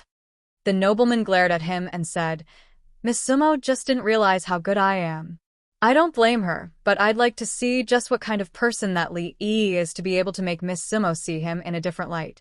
Tonight at the Drunken Fragrance brothel, invite that Li guy over. Yes, young master, I'll arrange it right away. The young man responded and glanced greedily at the woman in the nobleman's arms before quickly retreating. A moment later, alluring panting could be heard from the room. Just as the young man jogged out of the Yichuan brothel, the nobleman also walked out of the room with a satisfied expression. Let's go back to the yamen. The nobleman waved his hand and walked out of the brothel, escorted by several figures. Advisor Chen, please forgive me for not being able to agree to your request, Old Man Sun said to a man with a small mustache in the Chongping Street Theater. This man was the advisor and #1 lackey of the current Anxi County Magistrate, Wei Daping. Under the magistrate's orders, he had been causing trouble for the theater these days. Advisor Chen squinted at him and said, I say, Old Man Sun, you better think this through. You've colluded with martial arts bandits and greatly disrupted the peace and order of this county. If it weren't for my lord's benevolence, do you think your theater would still be able to operate? Advisor Chen's words are a little unreasonable. Everyone knows that Anxi County is full of chivalrous people who specialize in pacifying injustice and assisting the county magistrate's constables in solving cases. This has made Anxi County the most stable among all the counties in Qing. And how can there be bandits here? Old Man Sun said calmly, neither servile nor overbearing. If it had been a few days ago, he naturally wouldn't have dared to speak to Advisor Chen like this because Advisor Chen was, after all, County Magistrate Wei's advisor. However, things were different now. Their backer had returned, so he naturally spoke with more confidence. Moreover, what he said was the truth. Ever since the release of the Wulin Hero ranking, the atmosphere in the martial arts world near Qing and prefecture had changed greatly, not to mention the entire Jianghu. Didn't people live for fame and fortune? Most of the people in the martial arts world acted freely. They didn't care much about money, but they cared a lot about fame. Who didn't want their stories of chivalry to be made into stories by storytellers and spread throughout Qing and Prefecture, so that the name of chivalry would spread throughout the Jianghu? As a result, the number of chivalrous people near Qing and Prefecture had suddenly increased recently. Some ruffian who cheesed innocent women on the streets might be beaten up so badly that even his mother wouldn't be able to recognize him if he said one more dirty word. Not long after, the story of Master Wang standing up for innocent women and beating up ruffians would appear on the bulletin board of a certain theater. There were many chivalrous people who had nothing better to do. In comparison, the ruffians in the county who bullied the market were not enough. It was not uncommon for them to be tied up like rice dumplings and hung on the wall, loudly repentant. For a time, all the villains in Anxi County felt insecure, while the commoners were the exact opposite. Their sense of happiness and security was increasing. The Wulian hero ranking did not only rank martial arts. There was also a corresponding chivalrous ranking, which ranked people based on their moral character, reputation, and the number of chivalrous deeds they had done. If a chivalrous person received a banner of gratitude from others, or if someone found a diary that recorded their chivalrous deeds, they would gain points. This directly made Anxi County the most civilized county of the year in Qing and Prefecture. Old Man Sun did not understand. In the end, the honor would still fall on County Magistrate Wei's head. Why did he still make things so difficult for them? Chivalrous people? Chivalrous people? Advisor Chen pursed his lips and said, "They're just a motley crew. The security of Anxi County is, of course, due to my lord's efforts. What does it have to do with those bandits?" Hearing Advisor Chen's words, even the two bailiffs behind him couldn't help but twitch the corners of their mouths. The security of Anxi County was, of course, due to the former county lieutenant. After the county lieutenant left, it was the theater that drove those chivalrous people from the martial arts world that contributed the most. It had nothing to do with County Magistrate Wei. He was just lucky to have taken over Anxi County at this time. If he was really as brilliant as Advisor Chen said, why would he have been transferred from the capital to Qing and Prefecture? Chapter 414. Old Sun looked at Advisor Chen and said faintly, "I'm sorry, Advisor Chen. If you have anything to say, you should speak to our boss." The theater still had a long way to go. He would never let his blood, sweat, and tears be destroyed in the hands of others. Of course, not only would he not agree, but young Sir Li would not agree either. "Who is your boss?" Advisor Chen asked with a frown. Old Sun pointed in the direction of the door. "That's him." Advisor Chen turned his head and looked at the young man walking in. He was slightly startled. He didn't think that the boss of the theater, which was almost everywhere in Qing and Prefecture, would be so young. In his shock, he didn't notice that the two bailiffs standing beside him became excited when they saw the young man. "I don't care who is in charge here. My boss has condescended to host a banquet at Drunken Fragrance Tower tonight. He has invited some merchants like you. Remember, this is your last chance." Advisor Chen said coldly. He then turned to the two bailiffs and said, "Let's go." It wasn't until a long time after he left the theater that he felt something was missing. He looked around and found that the two bailiffs who were supposed to be following him were gone. "Sir, you're back." The two bailiffs immediately walked to Li Yi's side and said excitedly the moment Advisor Chen walked out of the door. Li looked at the two and smiled. "Daniu, Wei Chong, I haven't seen you in a few months. You two seem to have regressed." Dania laughed awkwardly. Ever since Sir Lu left, County Magistrate Wei only used his own confidence in the county government. The days of old bailiffs like them were not good. During this time, bailiffs Daniu and the others have helped us a lot. Otherwise, our days would have been even more difficult before Sir returned, Old Sun said with a smile. It's only right. Dania rubbed his head and smiled. "I was thinking of quitting this lousy bailiff position and finding a job here. It's better than being bullied in the county government." All right. If you don't want to be a constable, do you think your wife will forgive you?" Li Yi waved his hand, sat down on the chair next to him, and said, just in time, "Tell me, What's going on with that Lord Wei? What's the situation in the county government now? No one knew these things better than Daniel and the others. Daniel stepped forward and immediately said, "This is Sir Wei. He came here after Sir Liu was transferred to the capital to be a high-ranking official. I heard that he used to be an official in the capital, but I don't know what kind of official he was. Usually, his eyes are on his head."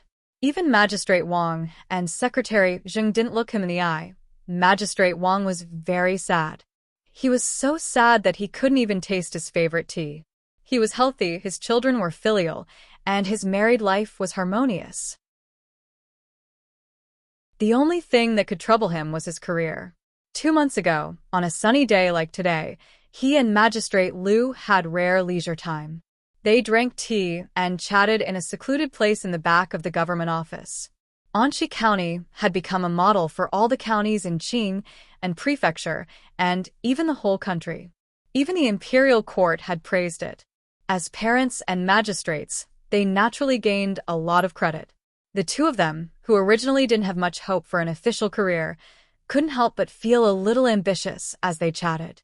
He still remembered County Magistrate Liu's high-spirited appearance that day. At that time, he had even flattered him. It was probably because County Magistrate Liu's forehead was full of vigor and his glabella was shining. In the future, his career as an official would definitely prosper, and he would not waste his life in the position of Anxi County Magistrate. Before the two of them finished their cup of tea, a Yamen runner came to report that the imperial court had sent an urgent document. What happened after that could be described as a twist and turn of events. Magistrate Liu was really promoted. The Anxi County Magistrate inexplicably became the capital magistrate. It seemed that they were both county magistrates, but there was a huge difference between them. Although Anxi County was also a superior county, the Anxi County Magistrate couldn't be compared with the capital magistrate in terms of rank, status, and future. One could only drink tea and chat in a place 800 miles away from the capital, while the other entered the real center of power in this country. Many people said that one couldn't be a capital magistrate for 3 lifetimes, which meant that one could only be a capital magistrate if he didn't practice morality for 3 lifetimes in a row. It was like saying that the grapes were sour. Whoever believed it would be an asshole. Although County Magistrate Wang was envious of County Magistrate Liu, he was still a little happy in his heart. After all, in Anxi County, as the second in command, he was only half a rank lower than Magistrate Liu. Of course, those big shots in the magistrate's office were not included. Generally speaking, when Magistrate Liu left, he could also move up a bit. Although it was only half a rank, he was still a top official, wasn't he? However, Magistrate Wang didn't receive an imperial edict from His Majesty, but County Magistrate Wei came. County Magistrate Liu became County Magistrate Wei, but Magistrate Wang was still the same Magistrate Wang. What made him even more depressed was that County Magistrate Wei was transferred from the capital and seemed to be very familiar with a big shot in the magistrate's office. He had only been here for 2 months, but he already had the absolute initiative in the county government. He and Secretary Zheng were completely powerless, and Magistrate Wang was even more leisurely than before. Dog official. Magistrate Wang spat. After taking a sip of tea, he heard a voice coming from behind. "Sir, the tea is cold. Do you need another cup?" Pooh. Magistrate Wang spat out all the famous tea that he usually didn't bear to take out. He turned around in panic. When he saw the person standing behind him, he scolded angrily, "Bastard! When did you come here?" "Just when Sir scolded me as a dog official." Daniel scratched his head and said with grievance. Then he showed an interested expression and said, "Sir, who were you scolding just now?" "I was scolding myself." Magistrate Wang's little heart was still pounding. He kicked Daniel's but hard and said, get out, get as far away from me as possible. Don't let me see you again." Just scold County Magistrate Wei. Everyone in the county government knows that you always scold County Magistrate Wei behind his back, Daniel muttered and said as he walked back, "I came to tell Sir that Sir Li is back." He also asked about the county government today. "I said that Sir and Secretary Zheng's situation is not very good." Surly said that since we are colleagues, he should help them if they have any difficulties while he is still in Qing Prefecture. Since he didn't, I'll go and tell Surly now. Get out if you don't get out. Seeing Daniel muttering, Magistrate Wang just scolded him. Suddenly, he seemed to think of something and asked, What did you say? Surly is back. Which Surly? But Sir is no longer a county lieutenant now. Even if the two of us joined hands, we can't defeat County Magistrate Wei. Forget it. Daniel muttered to himself and then shook his head. He was about to leave Magistrate Wang's sight. County Lieutenant. Could it be County Lieutenant Li? Hearing this, Magistrate Wang's eyes lit up. Looking at Daniel's disappearing back, he rushed up like an arrow. Come, Daniel, taste this tea. Magistrate Wang poured a cup of tea for Daniel and patted his shoulder. He said with a smile, You have been a constable in the county government for a long time. I remember that you were already here when I was just transferred to Anqi County. Daniel, tell me honestly, how do I usually treat you? Seeing Magistrate Wang uncharacteristically stroking his shoulder with one hand, Daniel took a few steps back and suddenly thought of a rumor that all the runners in the county government knew. It was said that Magistrate Wang and County Magistrate Liu often did some shameful things in a room in the back office. It was not a big news that Magistrate Wang had a fetish for men. Thinking of this, he immediately covered his chest with his hands and said in horror, Sir, don't do this. I won't obey you even if I die.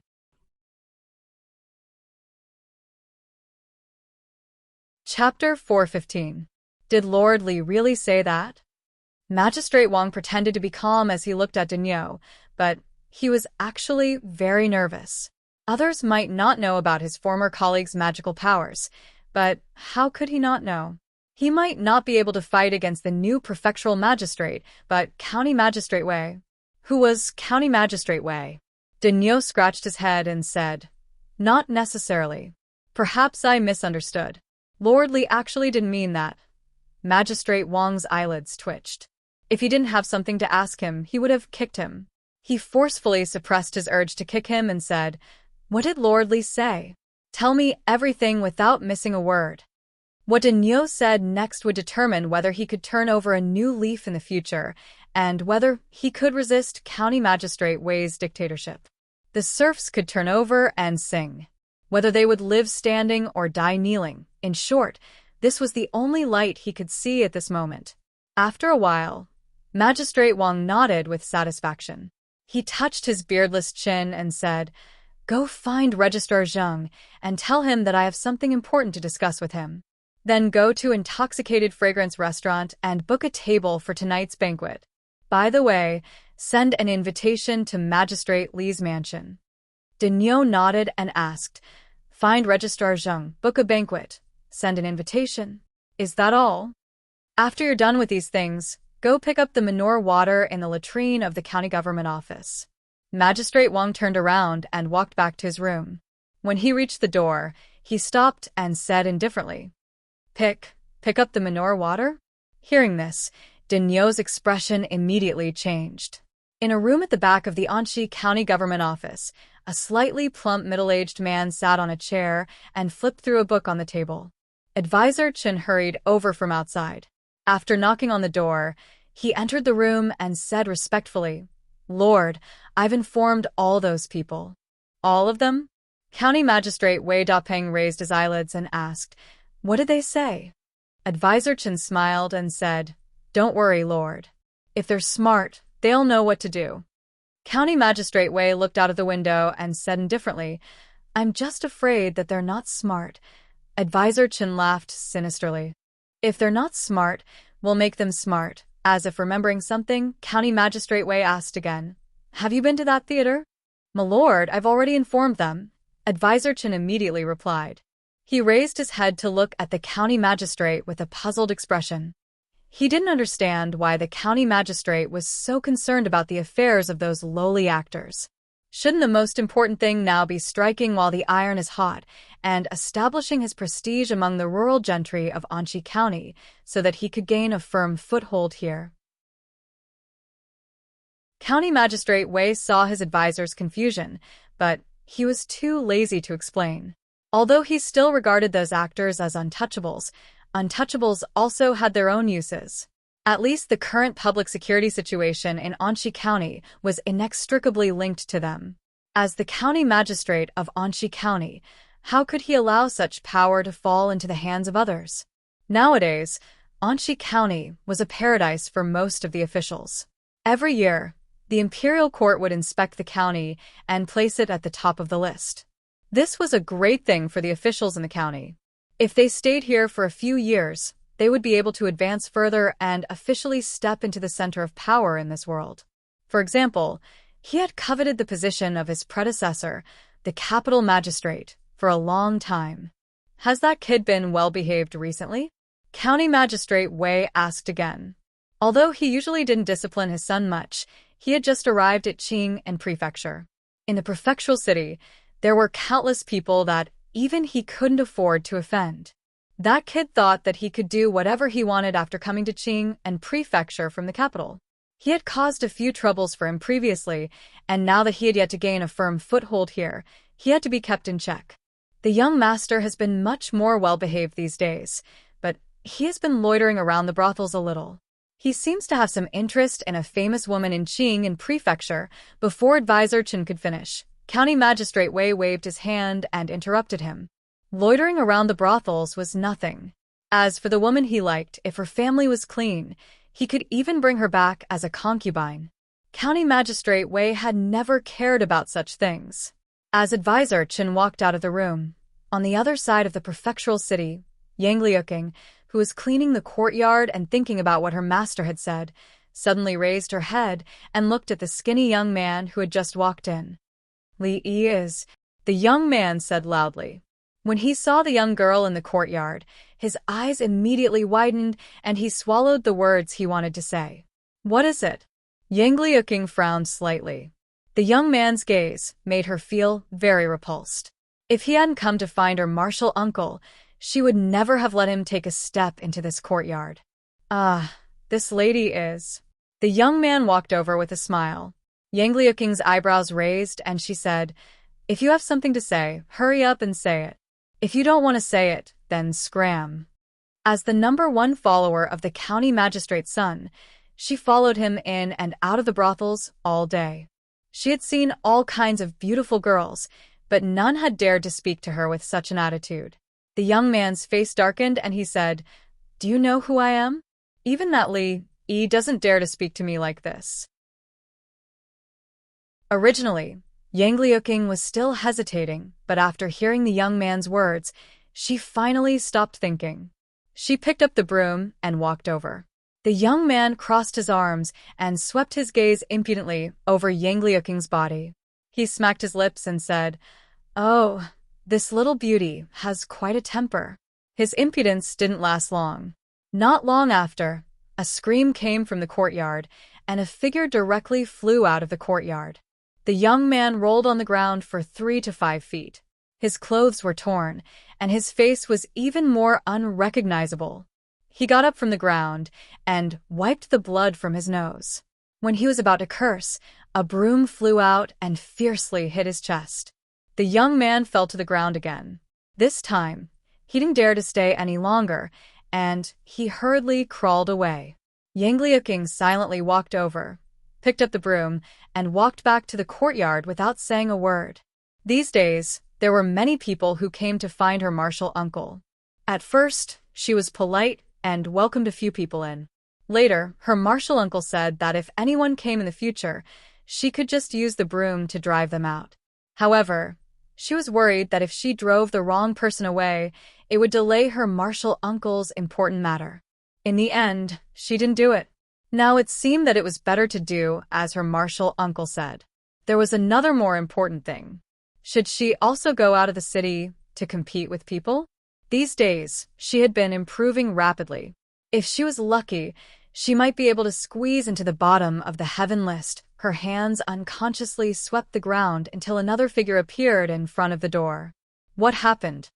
When Li Yi saw Dinyo, he was holding his butt and crying softly. Of course, Dinyo couldn't tell him that he was beaten by a woman with a broom. He hurriedly handed over an invitation and said, Sir, This is what Magistrate Wang asked me to send. He and Registrar Zheng are waiting for you at Drunken Fragrance Tower tonight. So urgent? Li Yi took the invitation and said, It seems that Lord Wang and Lord Zheng don't seem to be doing well. Go back and tell them that I will go on time. Sir, then I will go back first. Daniel rubbed his butt and thought about whether this could be counted as a work injury. He didn't want compensation, but he still had to go to the toilet to carry feces. Chapter 416. Uncle, Master asked me to tell you that you don't have to wait for her for dinner. Just leave some food for her. When Li Yi was copying Journey to the West and the Legend of the Condor Heroes in his room, Yang Liuqing walked in and said, Mississippi Lu finally found a new toy not long ago. The Wulian hero list was stirred up by her. It was said that the master who ranked 6th on the heaven list came all the way from Qingzhou to Qingan Prefecture to challenge her. He seemed to think that women were easier to bully. It was very likely that he could defeat her and refresh his ranking. The top 5 on the heaven list. Just thinking about it made him a little excited. If he worked harder, he could defeat the 4th, 3rd, 2nd, and 1st and jump to the top of the list. Wouldn't that mean that he would be the number 1 master below the master level? There were many people with this idea. In just a few days, Mississippi Lu had received many letters of challenge. Mississippi Lu wanted to see the world in chaos. She was worried about not being able to find a real master to spar with.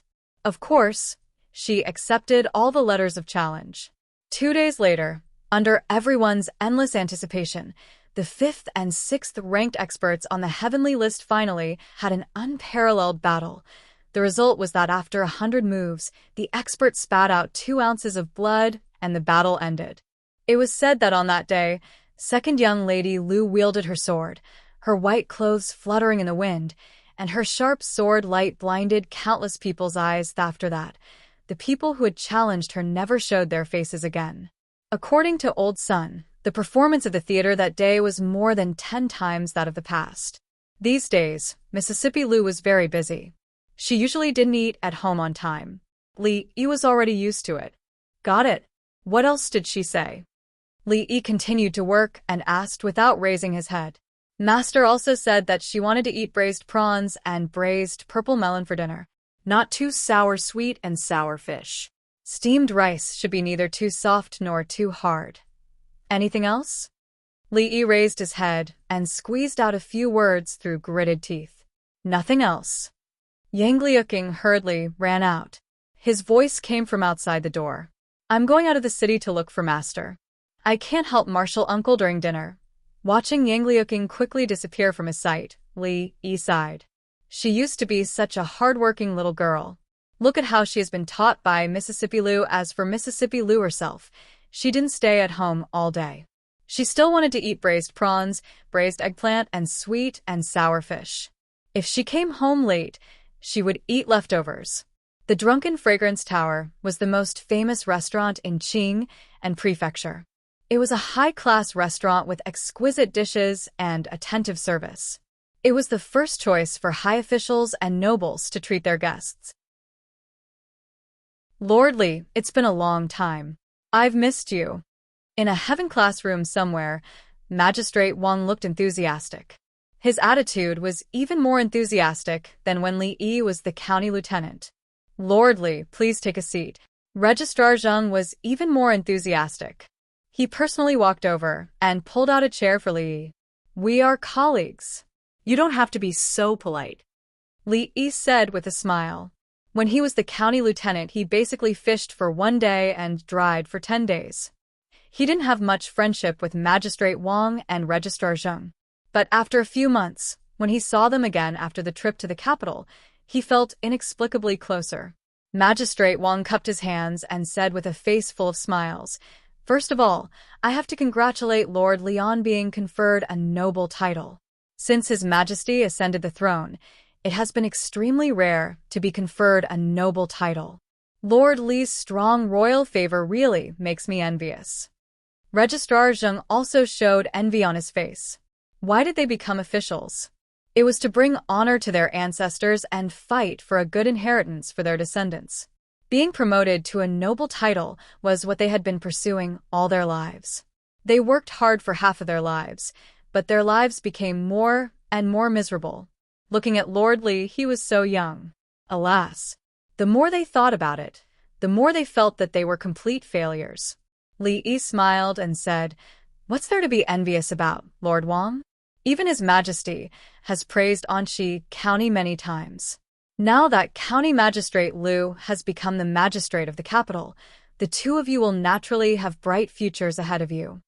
Alas, Lord Li doesn't know. Magistrate Wang sighed and said with great sorrow, "I really miss the days when Lord Liu was still around."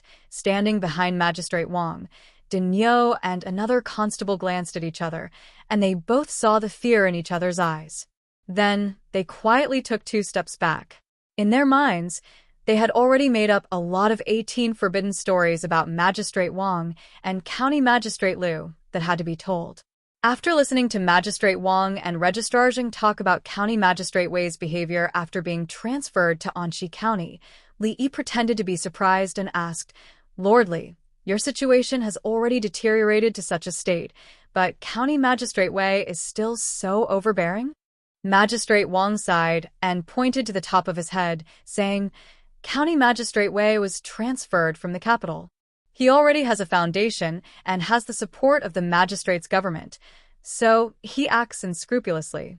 The two of us have been working in Anxi County for many years, but we can't even compare to him for 2 months. Now, even the gentry who originally supported us are about to fall to his side." Li Yi was very clear about this. Although the county magistrate was the head of a county, his achievements still depended on the support of the people below him. The gentry of every place were equivalent to the local bullies. Without their cooperation, even the county magistrate would not be able to achieve anything. Most of the county magistrates appointed by the imperial court came from other places. It would take a long time to rope in these people. Similarly, Magistrate Wang and Registrar Zheng also had their own subordinates. The several parties restricted each other and cooperated with each other. This was the normal state of a county's leadership.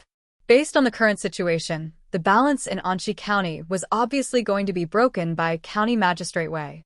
Once he established his dominance and authority, County Magistrate Wang and Registrar Zheng would become empty shells. In the future, not to mention their future, they would definitely have to retire in advance and live a leisurely life. Magistrate Wang suddenly stood up and bowed to Li Yi respectfully together with Registrar Zheng. He said solemnly, "We know that Lord Li must have a way. As colleagues, please help us, Lord Li." As the second-in-command and third-in-command of a county, they usually had to be bowed to by others. However, at this moment, they didn't care about it at all. Compared to their official career, these superficial things were not important at all.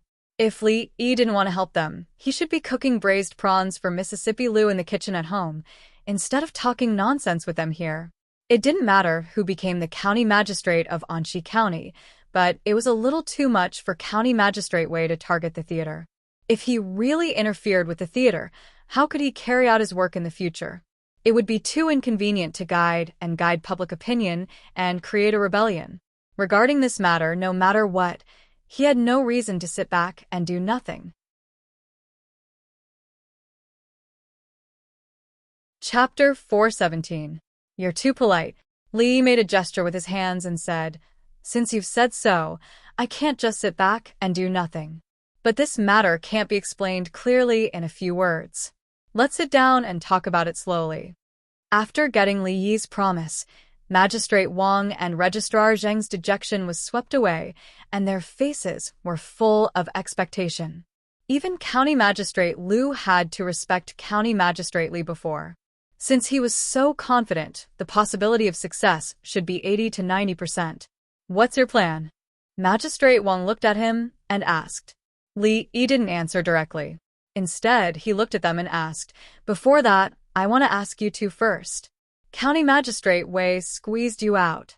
Did you really have no preparation at all?" If the two of them really watched them fall to this point without taking any measures, Li felt that it would be better for them to be an empty shell. Magistrate Wang and Secretary Zheng looked at each other and hesitated for a moment. Then they looked at Li Yi and said with a smile, "You must be joking. If I really didn't have any preparation, I'm afraid I wouldn't have the chance to be the county magistrate more than 10 years ago." As soon as Magistrate Wang finished his words, Secretary Zheng smiled and took out a booklet from his arms.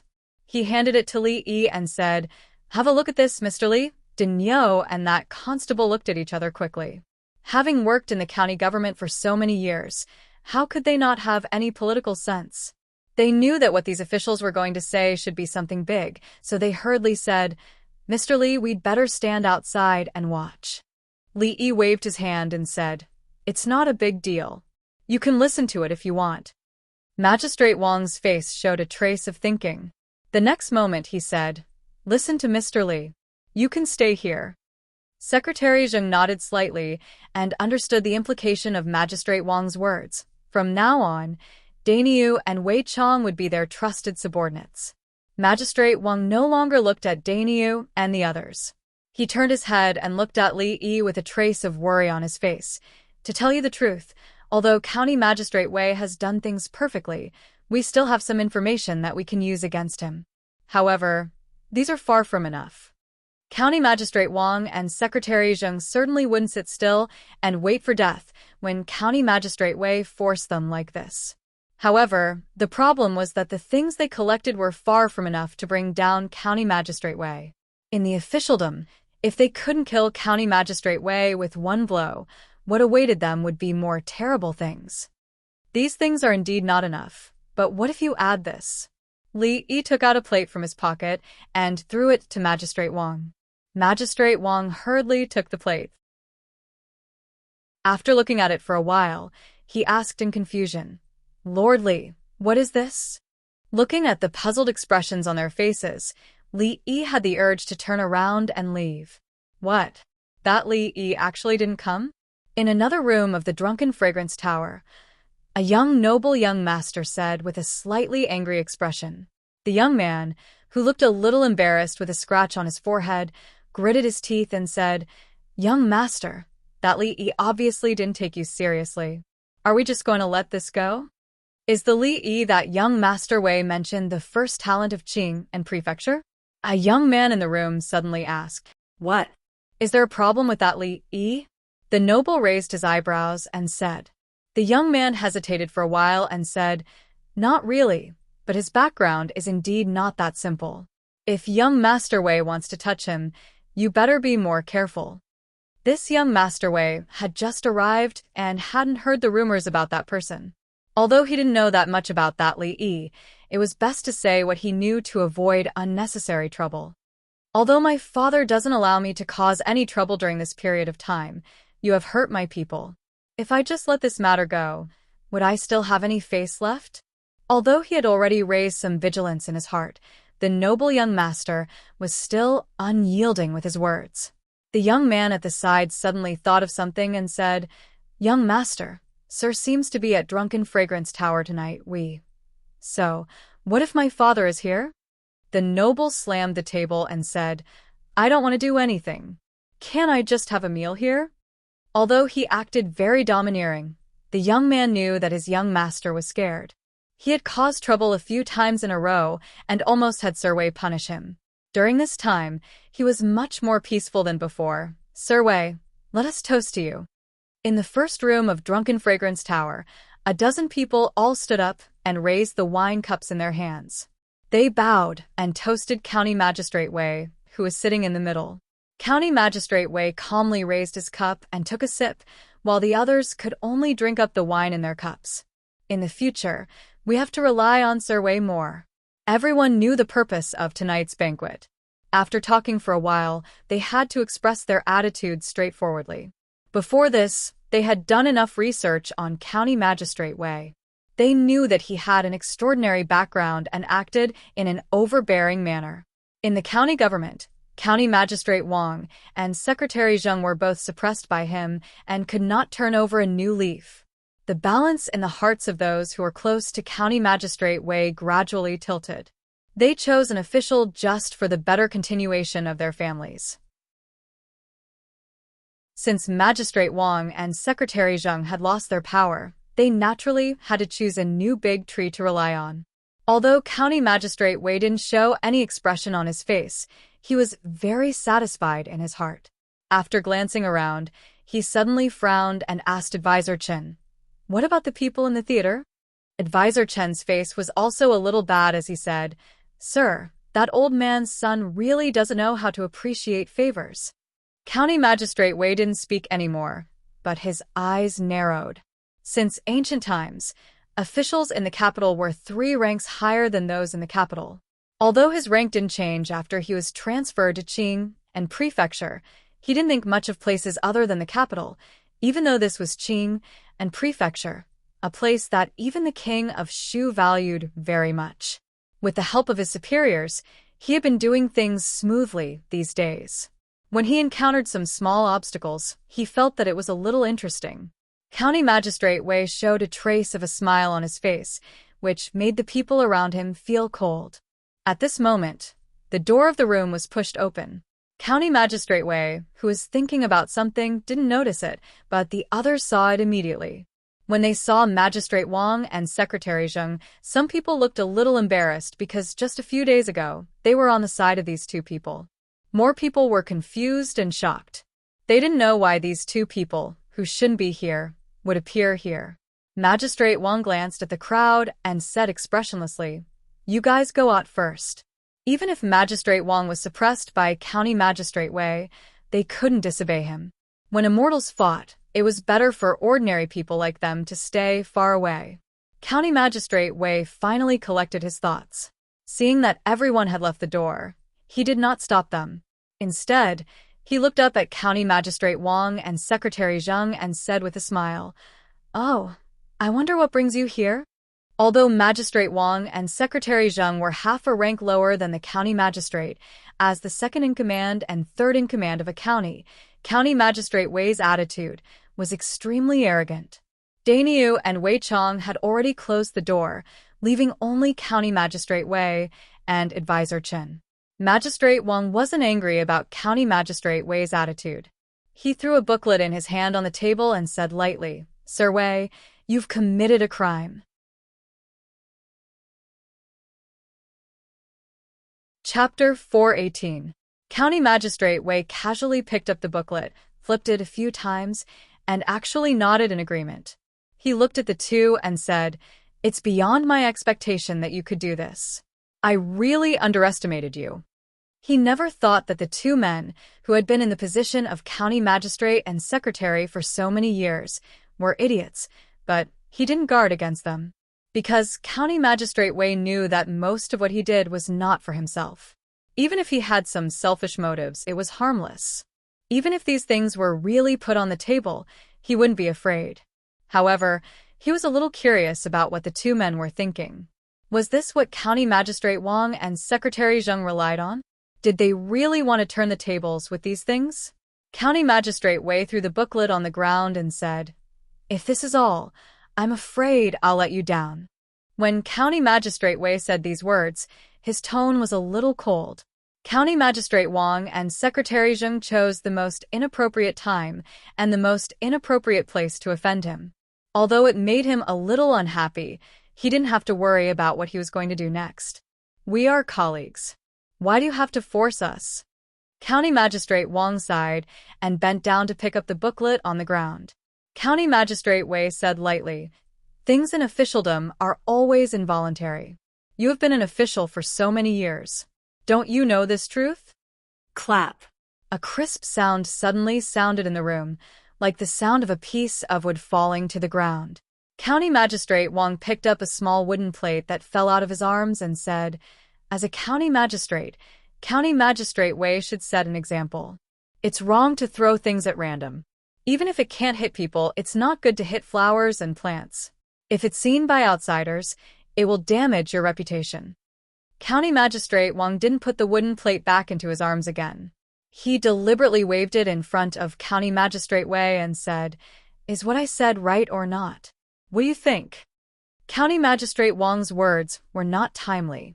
If there was no wooden plate, County Magistrate Wei would definitely think that there was something wrong with his brain and that he was talking nonsense.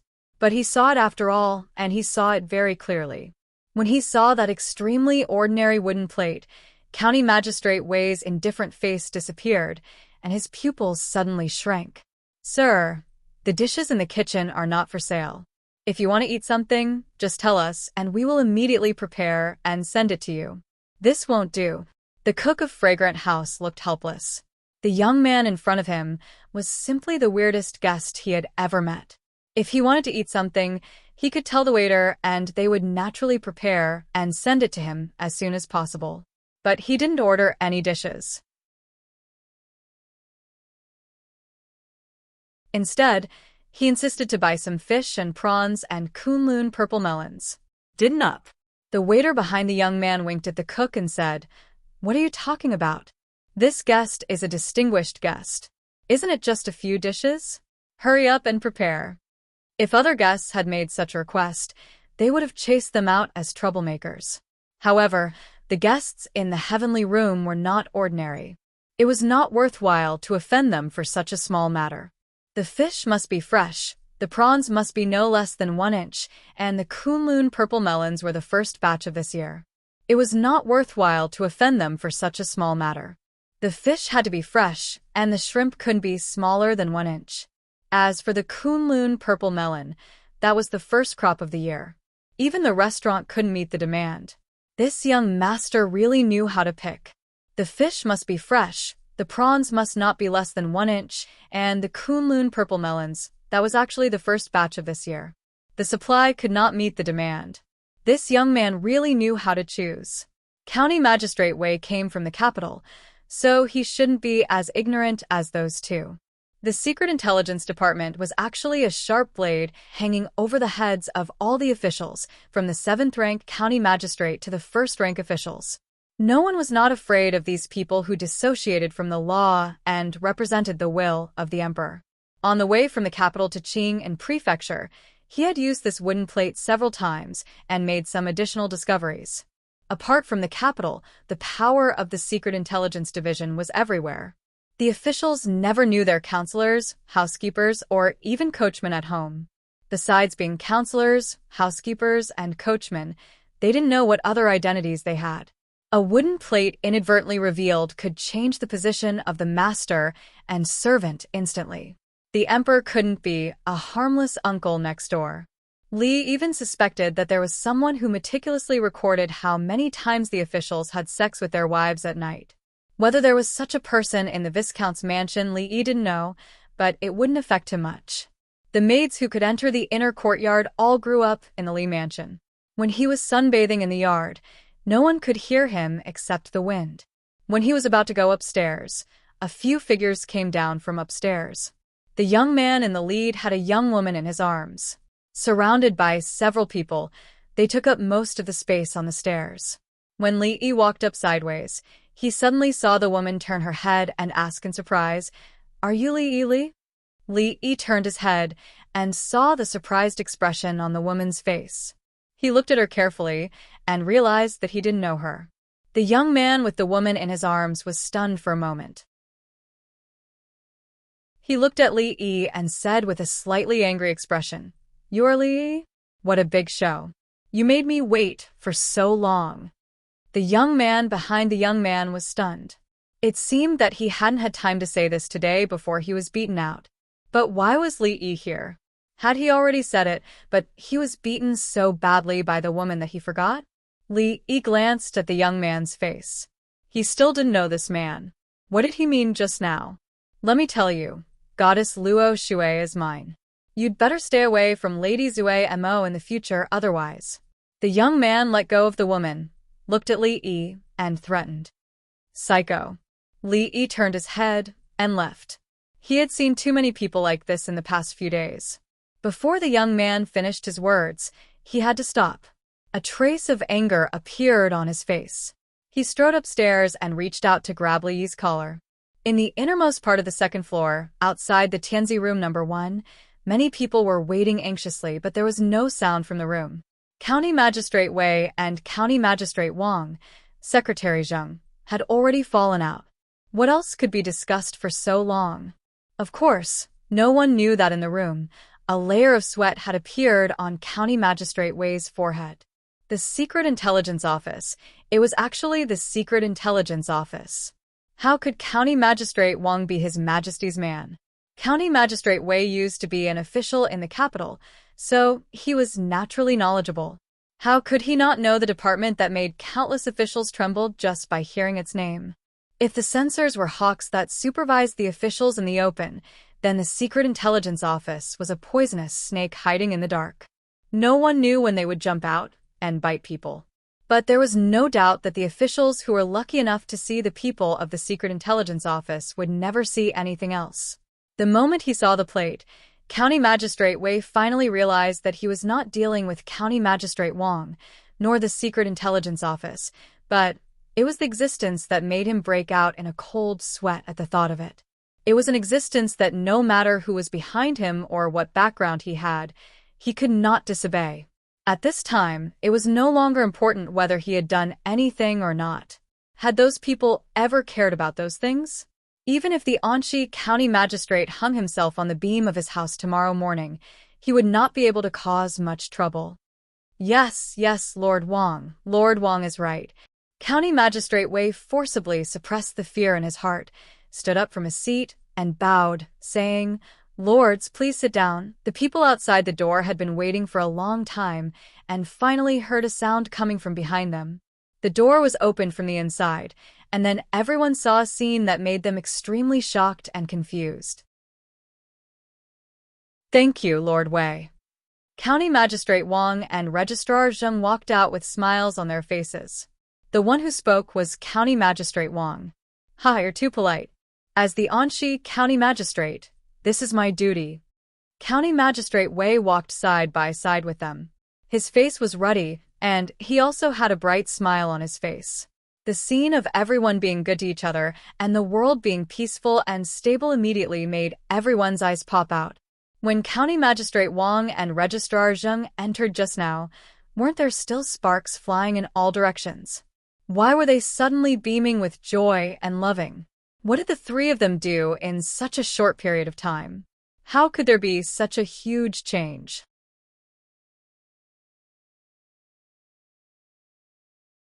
Chapter 419. Why are you still here? County Magistrate Wei looked at the people at the door and asked with a frown. Hearing County Magistrate Wei's words, these representatives of the gentry cursed in their hearts. If you didn't invite us here, who would be willing to come here and pretend to be a coward? Of course, they couldn't show these thoughts. They were eager to get involved in the affairs of County Magistrate Wei and County Magistrate Wang, so they immediately cupped their hands and left. It hurts, let go." The young noble's body was twisted into a strange angle, and his wrist was pinched by another young man. He walked from the front, howling miserably. Dad, save me." Seeing County Magistrate Wei standing at the door of a room, the young noble's howl became louder. Seeing his son being restrained, County Magistrate Wei's face changed. When he was about to speak, County Magistrate Wang pulled his sleeve and secretly made a gesture. County Magistrate Wei's body shook, and his face was a little pale. He hurriedly walked over and said, "Is it Lord Li? My son has offended you. I didn't discipline him well. I apologize to Lord Li on his behalf." Li Yi let go of the young man's wrist, cupped his hands, and said to County Magistrate Wei, "Lord Wei, it's an honor to meet you." County Magistrate Wei gave a hollow laugh. When he turned to look at the young noble, his face suddenly darkened, and he said angrily, "Unfilial son, apologize to Lord Li." The young noble was still a little confused at this time. Just now, he wanted to pat Li Yi's shoulder, but his wrist was grabbed by him. It was very painful to struggle a little, and he was dragged here awkwardly. Now his father's enigmatic, respectful attitude was like a blow to his head. He trembled and said, Lord Li, I'm sorry." Another pursuer of Zheng Zemo. Li Yi had been used to it these days. Then he looked at County Magistrate Wang, who was beaming with joy. It seemed that he and Registrar Zheng should have settled the matter. In this way, Li Yi had nothing to say to them and County Magistrate Wei. He put away the card. The waiter had already brought what he wanted and threw him a piece of silver. Under the surprised and puzzled eyes of several people, he slowly walked out of Drunken Fragrance restaurant with his hands clasped behind his back. This Lord Lee is really... County Magistrate Wei thought for a long time as he watched him leave with a paper bag in one hand and a live fish in the other, but he couldn't think of a word to describe him. He had never thought that such a person was actually a superior of the Secret Intelligence Office. Fortunately, the other party didn't seem to want to kill him. County Magistrate Wei let out a sigh of relief in his heart. At this point, the development of the matter had completely gone out of his control. It was not good to be caught between two big shots, so it was better to let this matter rot in his heart forever. When he turned his head to look at County Magistrate Wang and Registrar Zheng, the smile on his face brightened again. It was late at night, and Mississippi Lou was sitting in the courtyard. On the stone table, there were a few dishes that she had casually mentioned before she left in the morning. At that time, she really just said it casually. In fact, after leaving home, even she herself had forgotten about it. However, these dishes were now placed on the stone table, still slightly steaming. She glanced at the candlelight in the room and picked up the chopsticks. Husband, rest early. It won't be too late to continue writing tomorrow morning. Li Yi was writing at a rapid speed by the table. Rui walked over from the bedside and gently massaged his shoulders. There's no hurry. If you're tired, go to sleep first. I have other things to do tomorrow morning. Rui didn't answer, but she didn't move her body either. She just stood behind him, and the strength of her hands gradually became gentler. She lowered her head and quietly looked at what he was writing on the paper. It was rare to see someone as lazy as him doing something so seriously. These days, she could clearly feel that he was a little different from before. Although she didn't understand what he was doing, nor did she know how she could help him, at least for now, she could do something for him. Bang. The oil lamp exploded, and Li Yi just happened to end a new chapter.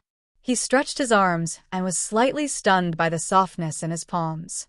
When he turned his head, he saw Rui standing there, blinking at him. Wife, why aren't you asleep yet? He asked in surprise. What time is it now? It's just past midnight.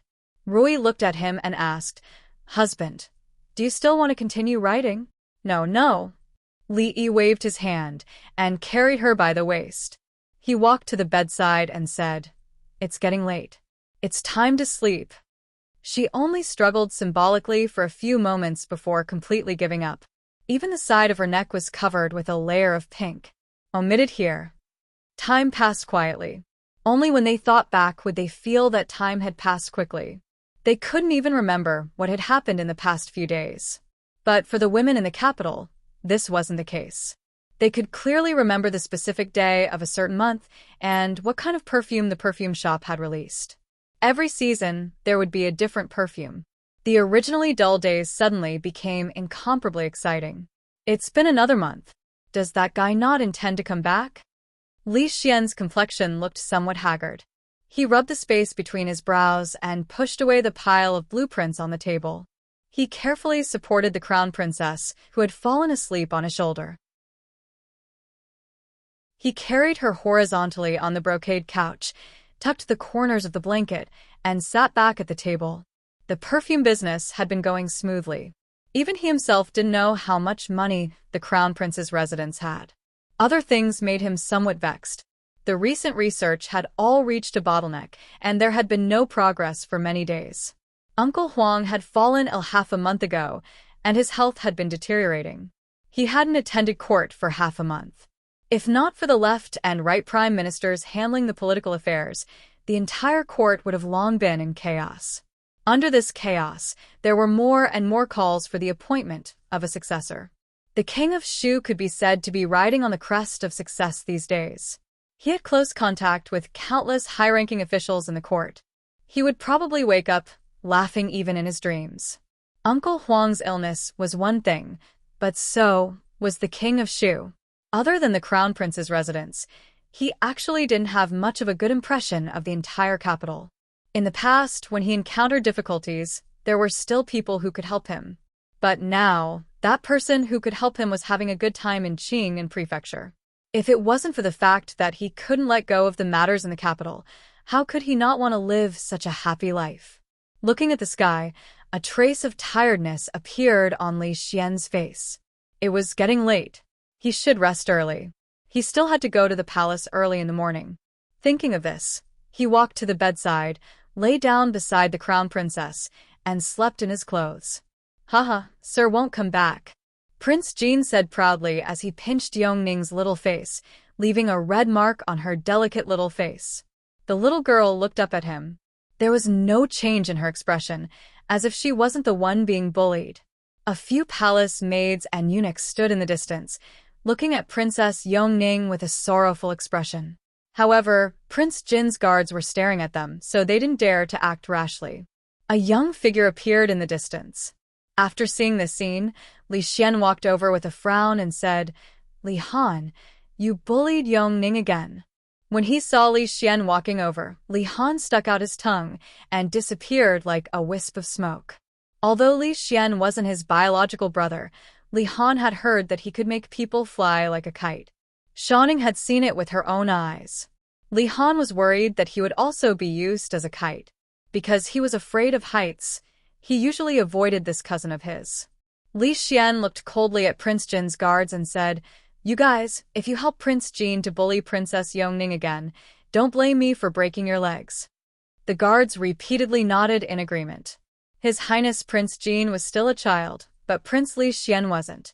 If he dared to break their legs, he would really do it. In the future, they had to stay far away from him. However, Prince Jin's actions weren't something that the people around Princess Yongning dared to stop. Li Xian only saw it. They were all children. Besides, he also did the same thing at that time. It was just that the other princes were beaten, and the one who beat them was Emingzu. He looked at Princess Yongning, who was in a daze, and walked straight to a palace. Before he entered the palace, he saw two figures coming out of the hall. Li Xian greets Prime Minister Shen and Prime Minister Qin. The two people who came out of the hall were the two prime ministers of the current dynasty. They were both veterans of several dynasties. Not to mention Li Xian, even the princes had to greet them as juniors. The two old men also nodded slightly to him. The old man, who was called Prime Minister Shen by Li Xian, looked at him deeply when he passed by, but Li Xian, who was worried, didn't notice it. A eunuch had already gone in to report. He stood outside the hall for a long time before the eunuch came out and asked him to come in. Emperor Jing was lying on the brocade couch. His face was slightly pale, and there was a thick twilight on his face. When he saw Li Xian coming in, he squeezed a smile on his face and said, "Xianer is here. Come to Uncle Huang." "Uncle Huang, are you feeling better?" Li Xian walked over quickly and looked at the man who had been indomitable in his heart since he was young. He couldn't help but choke with sobs when he saw him so weak. Emperor Jing patted the back of his hand and said with a smile, "Haha, don't worry. Uncle Huang still has some days to live. I won't go after the late emperor so soon. Uncle Huang carries the fate of the entire Jing kingdom. With the blessing of the heavens, you will definitely be safe." Li Xian's palm tightened slightly as he said in a low voice. When he was a child, he stayed in the palace for a few years. Whether it was the emperor or the empress, they all took care of him. Other than his parents, he also had deep feelings for them. Emperor Jing didn't continue the topic just now. He looked at him and said, "You don't look very well. Is there anything bothering you these days?" "Nothing. Maybe I've been too tired recently." Li Xian shook his head and said. Emperor Jing was silent for a while and said, "Originally, you should be living a carefree and happy life in Qing and Fu. It was I who made you stay in Jingdou and do these things that you didn't want to do. Do you resent me because of this?" Li Xian was startled. He immediately shook his head and said, "Uncle Huang naturally has his reasons for doing this. I have never thought of it this way." Emperor Jing's face showed a gratified expression. He said, "Because of what happened to me, the Empress has not had a good time these days. Other than Emingzu, among these children, you are the closest to her. If there is nothing important, go spend more time with her." "Little Xian understands," Li Xian said with a nod. "Your Majesty, it's time to take your medicine." A ghostly figure suddenly appeared in the hall, and then Changda's hoarse voice was heard. Not long after, Li Xian walked out of the hall. He stood at the door and let out a long sigh. The omnipotent giant in his impressions seemed to have really fallen. He hoped that the pills made by the Taoist priests would be useful. He heard that after taking their pills, one could live forever. There should be no problem in treating Uncle Huang's illness. Thinking of what the emperor had just said, he walked out of the palace and turned in a direction. That was the empress's palace. With the 2 prime ministers and countless courtiers, even the emperor was gone in a short time. Even Jingdo was operating steadily and orderly, let alone Qing and Fu. In the past month, Old Sun had been even busier. Not only did he have to deal with the matters of the theater, but he also had to prepare for the trip to Jingdo. Although he had gone to Jingdo, the theater in Qing and Fu had to continue operating. Before he left, he had to choose suitable people to take over here. Although he had consciously trained some talents, they were still a long way from being able to take charge. Fortunately, other than that, he didn't have to worry about other miscellaneous matters. Advisor Chen's attitude toward him couldn't be better. As long as it was related to the theater, he would give him the green light. The theater had already integrated more than 80% of the wandering performers in Qing and Prefecture, and the team was constantly expanding. Every day, Old Man Sun felt that he was one step closer to his dream. Just a while ago, the legend of the Condor Heroes had officially ended.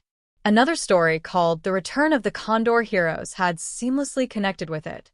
Not only had its popularity not decreased, but it had also ushered in a new wave of popularity. And Journey to the West, which was still continuing, had always maintained a high level of popularity. When it was being told, it was almost always full. It was hard to imagine what effect it would have if it was adapted into a play. This made his admiration for young Surly reach its peak. High-quality content was always the foundation of survival for actors. As long as he was there, they didn't have to worry about this problem.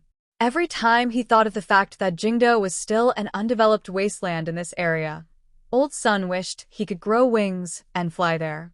The noon of May was already very hot. Li estimated that the temperature outside was at least 35 degrees. He had already moved the rocking chair back and held a large block of ice in his arms. He also placed ice basins in the 4 corners of the room. Only then did he feel much more comfortable. Xiao Huan's teeth were very good. She sat beside him. Pieces of crushed ice were thrown into her mouth and crunched noisily. Who would have ice to eat in the middle of summer? Ever since she could remember, this was the most comfortable summer she had. This kind of life was also what Li Yi liked.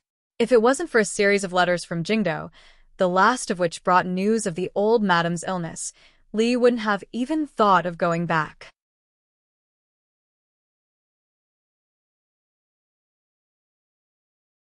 Chapter 4:20. Son-in-law, are we going back to the capital? Xiao Huan put a piece of crushed ice into Li Yi's mouth and blinked as she asked. Li Yi had added sugar to the ice. It was sweet. Although it couldn't compare to the ice cream he had eaten before, under the current conditions, it was the only necessary item to relieve the heat. Let's wait a few more days, when the weather is cooler. Li Yi also understood that he couldn't hide in Qing and Fu forever. They had already been away from the capital for more than 3 months. The old mistress was clearly very anxious.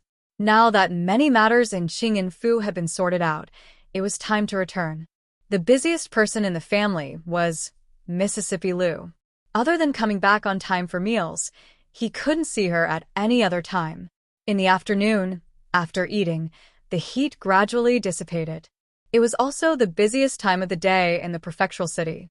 Li Yi, Rui, and Xiao Huan walked on the street. The small ice can in Xiao Huan's hands was confiscated by him. In order to prevent her from getting a stomachache, the little servant girl looked at him with a pitiful expression all the way. Li Yi turned a blind eye to her strategy of acting cute until the ice inside melted into water. Under the resentful gaze of the little servant girl, he gulped it down. When they reached the front of a shop, Xiao Huan and Rui stood in the shade and waited. Li Yi went to buy the mung bean smoothies. On the lower right corner of the shop signboard, there was a small willow leaf imprint. This meant that the shop was now under Li Yi's name. The method of making ice in the summer was, of course, provided by Li Yi. The theater was no longer just a place for storytelling and acting. The business under his name had also begun to involve other fields. Other than those wealthy families who could afford to build ice houses, ordinary people would not be able to see ice in the heat of the summer. Therefore, although it was no longer the hottest place of the day, there was still a long line in front of the shop. Of course, Li Yi did not need to line up. He entered through a small door on the side. The people in line only looked at him enviously and did not criticize him. They didn't have a tael of silver to spare to apply for a VIP card, so they naturally couldn't use the VIP channel. The shop assistant obviously knew this young boss. After respectfully leading him to the rest area at the side, he immediately turned around to prepare. There were several lines in front of the long counter, but only one of them went all the way to the door. Behind the counter was a young girl about 15 or 16 years old. She had a sweet smile and 2 dimples appeared at the corners of her mouth. Even the people in other lines could not help but stare at her. It's said that this shop's Xiaonyang looks pure and lovely. Now that I've seen her today, she really lives up to her reputation. In terms of the ability to support people, even if Li Yi did the planning himself, he might not be better than Zheng Zimo. After all, the era was different. Many of the methods he knew were not applicable here. After eating the smoothie, he returned the cup. Nowadays, not only did people buy green bean smoothie, but they also bought the exquisite cups that Li Yi had personally designed and could only be found in smoothie shops. Soon, he walked out of the city. Not far from the city gate, he could see a huge open space surrounded by wooden stakes. There were fences built in the open space, as well as a high platform 5 feet above the ground. From afar, he could see people moving around on the high platform, and the cheers from below were endless. There was almost no need for constables in Qing and Prefectural City now. On the streets, brave heroes could be seen at any time. Even a most common bullying rarely happened, let alone murder. As for the surrounding bandits, they had almost disappeared without a trace. They did not even dare to show their heads, afraid that if they were not careful, they would give up their heads and be used by the heroes to make a name for themselves. That great hero, who was ranked in the top 10 of the Heaven ranking, was ranked first on the Chivalry ranking even though he was not at the top of the expert ranking board. He had already used the heads of more than 10 Imperial Court criminals to clear the ranking board, and he had leaped to the top of the Chivalry ranking board in one go. He was respected by countless people, and this was what it meant to be a man of both virtue and skill. On the other hand, those who were ranked high in martial arts but did not do any chivalry deeds were far less famous than him. People had gradually acknowledged that martial arts did not make one a chivalrous hero.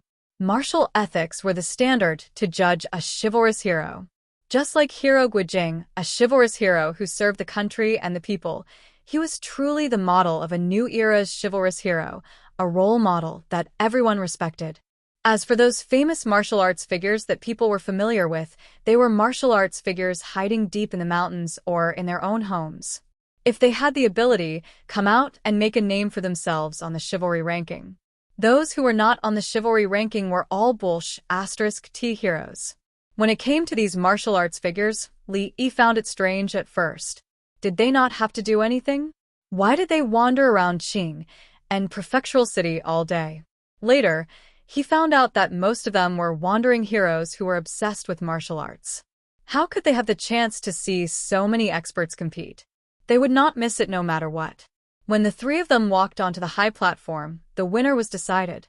A man flew down from the platform in a sorry state.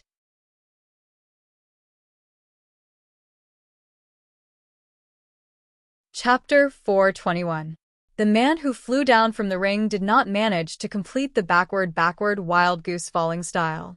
When he was being beaten by the woman in the ring, a man who was already prepared below the ring jumped up and caught him. He landed heavily on the ground. Everyone was already used to this scene. The competition in the arena was not a fight to the death, and the participants were not allowed to kill their opponents. In fact, the organizers of the brothel had even thoughtfully thought of letting some martial artists wait below the stage to prevent the participants from falling off the stage and getting injured. The man who rushed out just now was such a person. Even heroes had to live and eat. Some people simply took on the job of a brothel. It was something convenient, but they could watch many experts fight for free. It was really a great advantage. Thank you, brother. After the man landed steadily, he shook his head and looked regretful. The next moment, he turned his head and apologized to the man. The man just smiled honestly. He thought that it was not easy to catch that blow just now. It was probably worth 10 copper coins, at least 8. If the price was lower than that, he would not compromise. I didn't expect that there would be another newcomer on the heaven list. Heroes really come from the young. This girl was just ranked in the middle of the earth list a month ago. I didn't expect that she would step into the heaven list a month later. I have seen many of her competitions. She has made great progress in almost every one of them. Are there really so many geniuses in the martial arts world now? Hee, you only know one thing but not the other. That girl has made great progress, so she is naturally talented. But do you know who her master is? Although there were ordinary people watching this kind of competition, there were not many. Most of the onlookers were martial artists. They also unconsciously took on the role of commentators for others. Oh, who is her master? Everyone's interest was piqued by the tall and thin man, so they asked one after another. The tall and thin man pointed to the place where the girl jumped off the ring and said, "See for yourself." Hearing this, everyone looked sideways. What? Her master is the graceful sword, Heroine Liu. With just a glance, the crowd recognized the famous figure in the recent arena battles. She was Liu Rui, Heroine Liu, who is known as the graceful sword. The reason why she was called the graceful sword was because not only was her martial arts extremely high, the sword techniques she used were exquisite beyond compare. It could even be said to be unimaginable. As long as she competed, the arena would be filled with a sea of people. It was said that many people had achieved breakthroughs after watching her fight. Now, not only did she have the strength to be ranked on the heaven list, she also had the looks. It was no wonder that the young lady improved so quickly. With such a great teacher guiding her, it would be hard for her not to become an expert. Master, I've finally entered the heaven leaderboard. Yang Liuqing jumped off the stage, his face filled with unconcealable excitement. In a month's time, she had climbed from the middle of the earth roll to the heaven roll. Although she was only at the bottom, who else but herself knew how much she had suffered these days? Congratulations, Miss Qing. Big Sister Qing is so awesome. Why don't you take me as your disciple? Entering the heaven leaderboard means that you are a true expert in the martial arts world. It's just that the people at the bottom of the heaven leaderboard love to challenge the most. Miss Qing, you should be more careful. Mississippi, Liu only nodded. Although the earth roll and the heaven leaderboard were like heaven and earth, with Yang Liuqing's level of hard work, if he had not achieved such a breakthrough, she would have found it strange. On the other hand, the surrounding women happily congratulated him. Currently, Qing and Prefecture had become the largest gathering place for people of the martial arts world. As a fellow woman, Heroine Liu, who had outstanding martial arts at such a young age, naturally became the object of their worship. There were many heroines who surrounded her on a daily basis. Martial arts are not for show, nor are they for show. If you had fought with your life on the line just now, you wouldn't have the chance to stand here now. A calm voice traveled over. Although the voice was soft, it resounded in the women's ears. The women all turned their heads and saw a middle-aged Taoist nun wearing a loose Taoist robe standing not far from them. She held a horsetail whisk in her hand.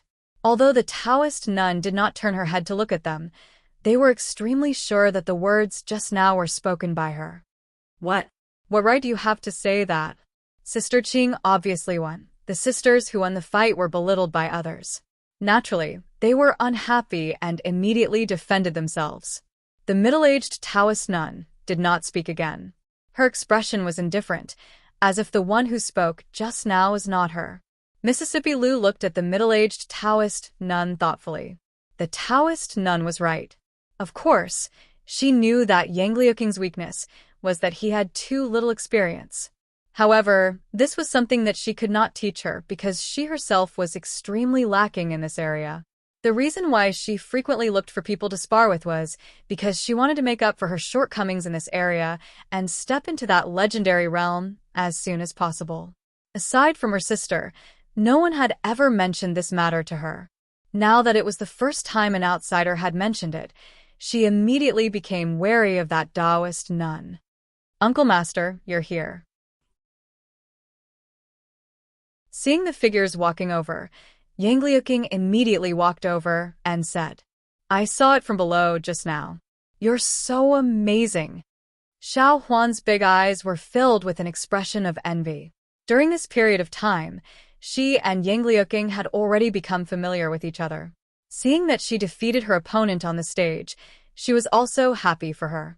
Li looked at Mississippi Liu and then looked at the many women behind her. He could not help but sigh that the idol effect in the martial arts world seemed to be even more terrifying. Even Mississippi Liu had followers, and they were all women. These days, there were actually quite a number of women wandering in the martial arts world. Nowadays, the theater had even recruited many martial arts people with clean backgrounds to be in charge of matters, such as the ranking competition. The defensive power had also increased gradually. For example, the man who rushed out to catch the defeated person and his big brother, who had mostly recovered from his injuries, were now considered employees of the theater. Old Sun had the wish to liberate all actors and actresses. Li Yi felt that Mississippi Liu also had a great passion for participating in the martial arts world. In addition to dreaming of becoming the king of mountain bandits, she also wanted to fight in the martial arts world with a sword when she was a child. He was a little worried. What if she took a group of fans to occupy the mountain? Her current appeal was already like this. What would happen in the future? Li Yi was considering whether to hold a hero conference when the time was right. He wanted to create a martial arts leader in the dark for fun. With one order, all heroes would obey. When he saw such a plot in the martial arts TV series when he was a child, his blood boiled with excitement. There was no hope for him in this life. Roy probably would not be interested. It was not bad to use Mississippi Liu's tiger skin to intimidate others. There was not a long gap between the two matches. According to the specific time, there would be a longer gap every 4 matches. This time, the person on the stage seemed to be very powerful. The cheers in the arena were much louder than before. When Li Yi looked at a man in green on the stage, Yang Liuqing explained in a low voice, "This person is currently ranked 11th on the Heaven leaderboard. If someone can challenge and defeat her, they can replace her." 11th on the Heaven leaderboard was already very powerful. If there was a master leaderboard, Li Yi estimated that he would not even be in the top 100. This time, although the cheers were loud, no one dared to go up to the stage foolishly. At that level of ranking, no one was ordinary. If they did not have some skills, who would be willing to go up and get beaten up? At that moment, Li Yi saw the middle-aged Taoist nun slowly walk up to the stage. He thought to himself, even if it is afternoon, isn't it hot to wear such a tight Taoist robe? Seeing that it was an unknown Taoist nun who went up, the crowd was clearly disappointed. Although this level of competition was fast, it was not exciting enough. Sure enough, in just a few breaths' time, a figure was sent flying out and landed heavily on the ground, coughing up large mouthfuls of blood. The man waiting at the side of the stage was dumbfounded. Just what happened? Immediately, 2 people ran over and carried the man on a stretcher to the brothel where the resident doctor was. After a short silence, the crowd burst into an uproar. The middle-aged Taoist nun waved her sleeves. There was a look of disappointment on her face as she slowly walked down the stage, just like how she had walked up. Although her footsteps were light, it was as if she was stepping on the hearts of the crowd. The uproar gradually died down. 11th on the Heaven leaderboard was completely crushed. He did not even have the strength to fight back. Just how strong was this unfamiliar Taoist nun? Even the first on the Heaven leaderboard could not do this, right? "I'll fight you." In the midst of the silence, a clear voice suddenly sounded. "You're tuning in to the Dreamy Chapters YouTube channel. We're so grateful for your support, and don't forget to subscribe to join us on this incredible journey through captivating stories." Your generosity through donations truly makes a world of difference, as it's the primary source of revenue that allows me to expand and enhance this channel for you. Thank you from the bottom of my heart for being a part of this adventure.